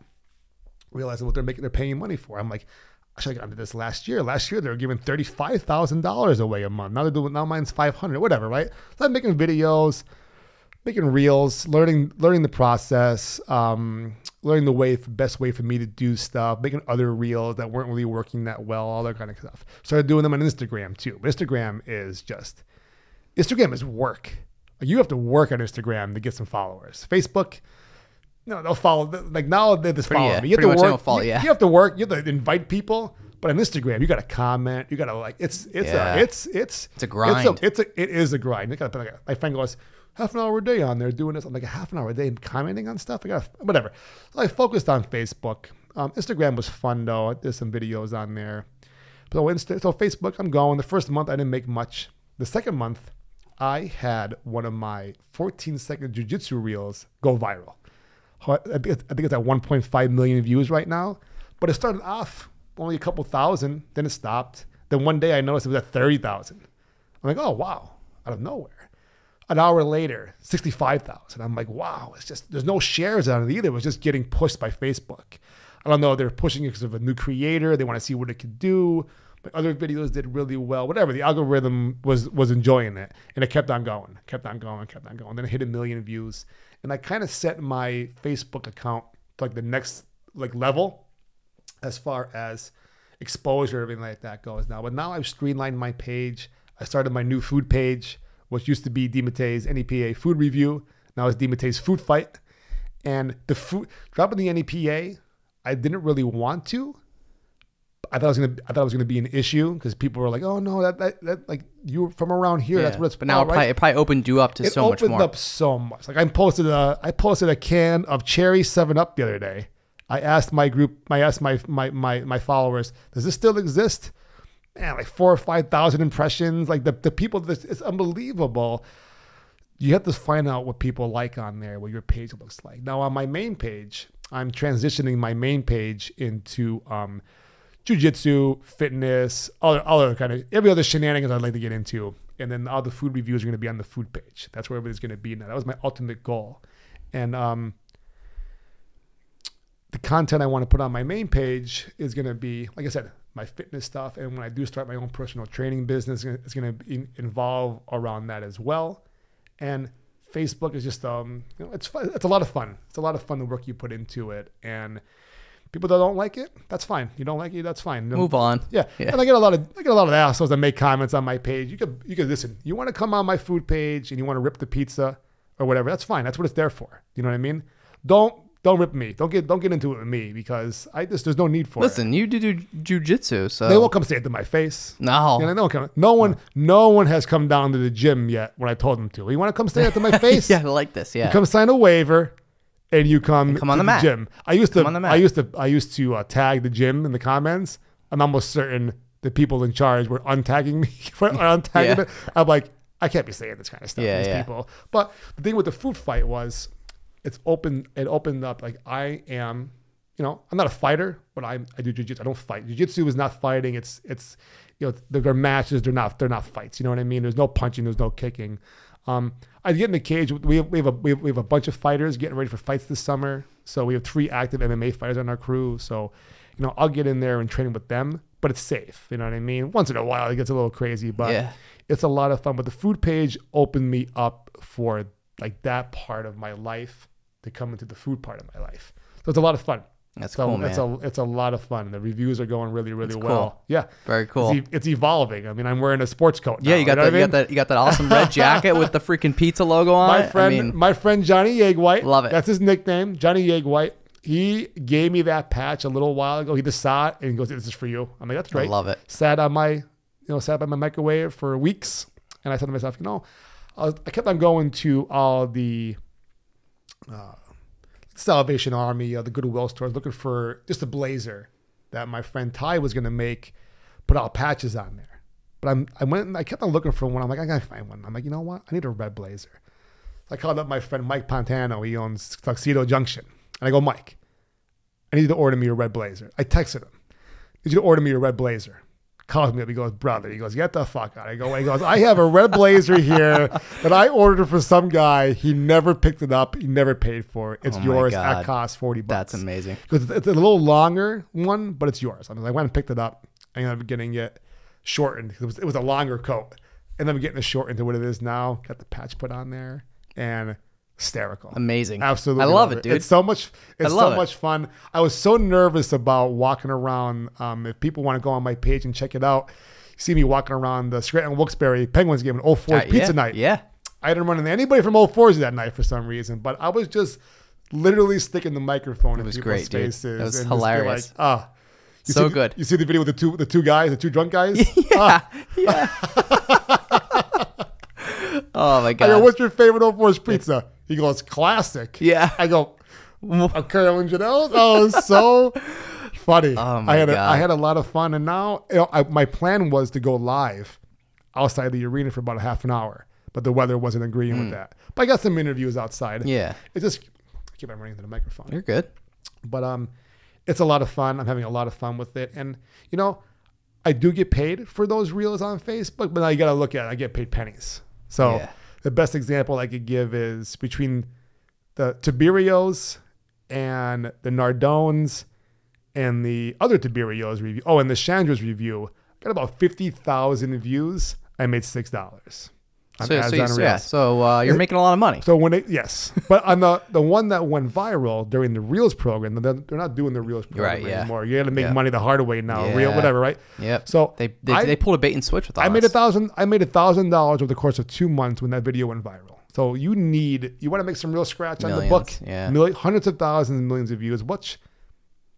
It's gonna take some time to get there. But why can't I get there? Why can't you get there? Right. Why can't anybody do it? Right. I see some of the shit that's on there. I don't know how they even get 1 view. Right. You know what I mean? But it's just people like what they like. And you got to find the niche and you got to give what they give. I stopped posting. I could get political on my Facebook page. There's other things that I'm passionate about that's going on with the world right now. You know what I mean? But there's enough of that. Yeah. People don't want to read that. They don't want to see that. And I feel like I got to the point where people don't want to see it from me. Because once in a while, I'll post something, it doesn't do well. Then I'll post something stupid and there's comments all day long. People, not that it's stupid, but it's just simple and easy and relaxing. And that's what I believe what my followers want. Now, when I switched over my page, most of the friends became followers, but I built up about 600-700 followers on my main page. But my food page is only a few months old. I'm close to 2,000. That's the pure organic growth on that. These people chose to like my page. You know what I mean? Yeah. And it's just so much fun. And I respond back. The key is to respond back to everybody and just engage with them. That's what Facebook wants. And it's a lot. It's a lot of fun. I was addicted to it for a while. My hands were going numb. My wrists were hurting. Literally, I had to stop. I put the phone away for a while. But it was new to me. I had that addictive personality. So it was brand new to me, and it was going so well. I was addicted to it. I need to post now. I need to post now. Now I can post one a day, and I still get that increased visibility from Facebook. So people are seeing my page. It's again, I can't say it enough. It's a lot of fun. It is a lot of fun doing it. It is. Yeah. And now it's going to tie into my career too, which is great. Yeah, that's awesome. Man, what a hell of a journey. It was. It's a hell of a journey, bro. Thanks for letting me come on here and talk about it, man. Yeah. I want to get my story out more. I don't talk about my recovery too much because I do smoke marijuana. I started smoking marijuana again a couple of years ago because I have joint pain, arthritis, and I didn't want to go back to any kind of medications. Advil messes my stomach up after taking it for so long, so I decided to medically go on that. Now people say, "Oh, medical marijuana is the same," but it is. It is. Yeah. It's just a way for me to get it legal. For me Yeah. to get it legal. But I go to dispensaries. I literally talk to a educated pharmacist who was not just a marijuana pharmacist. These are real pharmacists that went to college for medical, but they decided to get out of the drug pushing field with the pills and go into the marijuana field. And they're educated on that. And they teach me stuff all the time. Hey, my back's hurting me, my knee's hurting me, this is going on. How much CBD do you recommend? I take a lot of CBD over the marijuana too. It's very relaxing. If it's something that people are thinking about, I definitely recommend it. Just got to be careful, especially if you're sober. You got to have a very strong sobriety to be able to go back into that. And that's how I feel. Now, I'm not going to recommend anyone does that. It's your own choice. That was the choice I made. That's one of the reasons why I don't go to AA meetings anymore to talk. I used to go talk all the time, tell my story, but I'm not sober. Right. You know what I mean? To me, I'm sober off of the pills I used to do. My life was disgusting when I was eating Xanax and Adderall and Vicodins. I didn't smoke pot anymore when I was doing it. I wanted to do that. Pot's when I started off when I was 15. But, that's where it brought me. There's that gateway drug story, Yeah. But it's different now as an adult. A mature adult. I'm not a kid anymore. And it helps me at night. I'm in pain at nighttime on my arms, and that's the life I live, And it definitely helps. It definitely helps. Better than taking painkillers or everything else. For sure. Yeah, absolutely. Yeah, absolutely. That's for sure. All right. Brian, how can our listeners connect with you online? They can connect me. This is my regular profile, Brian DiMattia. I pay for that little blue check mark, so nothing special. Another great $14 a month there I you spend. go. Absolutely. Yep. Give it right back to them. The main reason why I paid for is because it stops people from imitating your account. Right. You won't get any more fake accounts. And then my food page will be DiMattia's Food Fight. Okay. You definitely find that on my main page. You'll see all my reels. Also, if you want to come see me in person, you're more than welcome to come down to Wilkes-barre MMA. We are down on Wilkes-barre Township Boulevard. There you go. It's right across the street from the entrance of Price Chopper and Wegmans. We're next to that big phone store down there. There's no sign yet, but we're getting one. But you can find us right on the Google Maps, everything like that. Cool. We're a newer school. We're there about 4 months. We have about 30, 40 students already. We're growing. We're outgrowing the place already. But please come down and see me. Come down and see the head instructor and my good friend Tyler, and we'll get you set up with a jiu-jitsu and striking membership. Come down for a couple of free classes. Awesome. That's how you get in touch with me right there. I feel like I'll have to come check it out. You should definitely come check it out. I'll have to bust out my old black belt. Ooh, black belt in what? Well, karate. So it doesn't, on art, there's an art. You learn that. You took the time to learn that. Yeah. And jiu-jitsu is different than that, but it's the same idea. Yeah. The same idea. The same discipline levels. You know what I mean? Oh, yeah. Yeah. Yeah. For sure. Yeah. I feel like I might have to come out of retirement a little bit, You can't come out of retirement from karate to do jiu-jitsu. It's more like start a career of jiu-jitsu. Right. Definitely. But getting back into the martial arts. Yeah, absolutely. Maybe, I mean, it changed my life. It opened my life up to all new friends, all new activities. And like my ultimate goal is to, you know, be a great coach, have my own classes, be a great coach. I want to compete as long as I possibly can. And I want to be a good person for the community. That's why I love doing the food reviews I do. I love giving these pizza places. Restaurant work is a hard job. I worked in a restaurant for a long time, and these pizza places do a lot of work, and it's not fair to judge a restaurant on eating there one time. I told you earlier, I had pizza from somewhere the other night. I didn't like it, but I will go back and try it again. There's been plenty of times where I went back and tried it again, and they just had a bad day. The wrong guy was making it. You can never judge someone by one time. Right. And then I believe that's a big deal for the area. There's a lot of good food, a lot of good hard workers in the area. Definitely. Yeah. Well, hey man, I'm proud of you.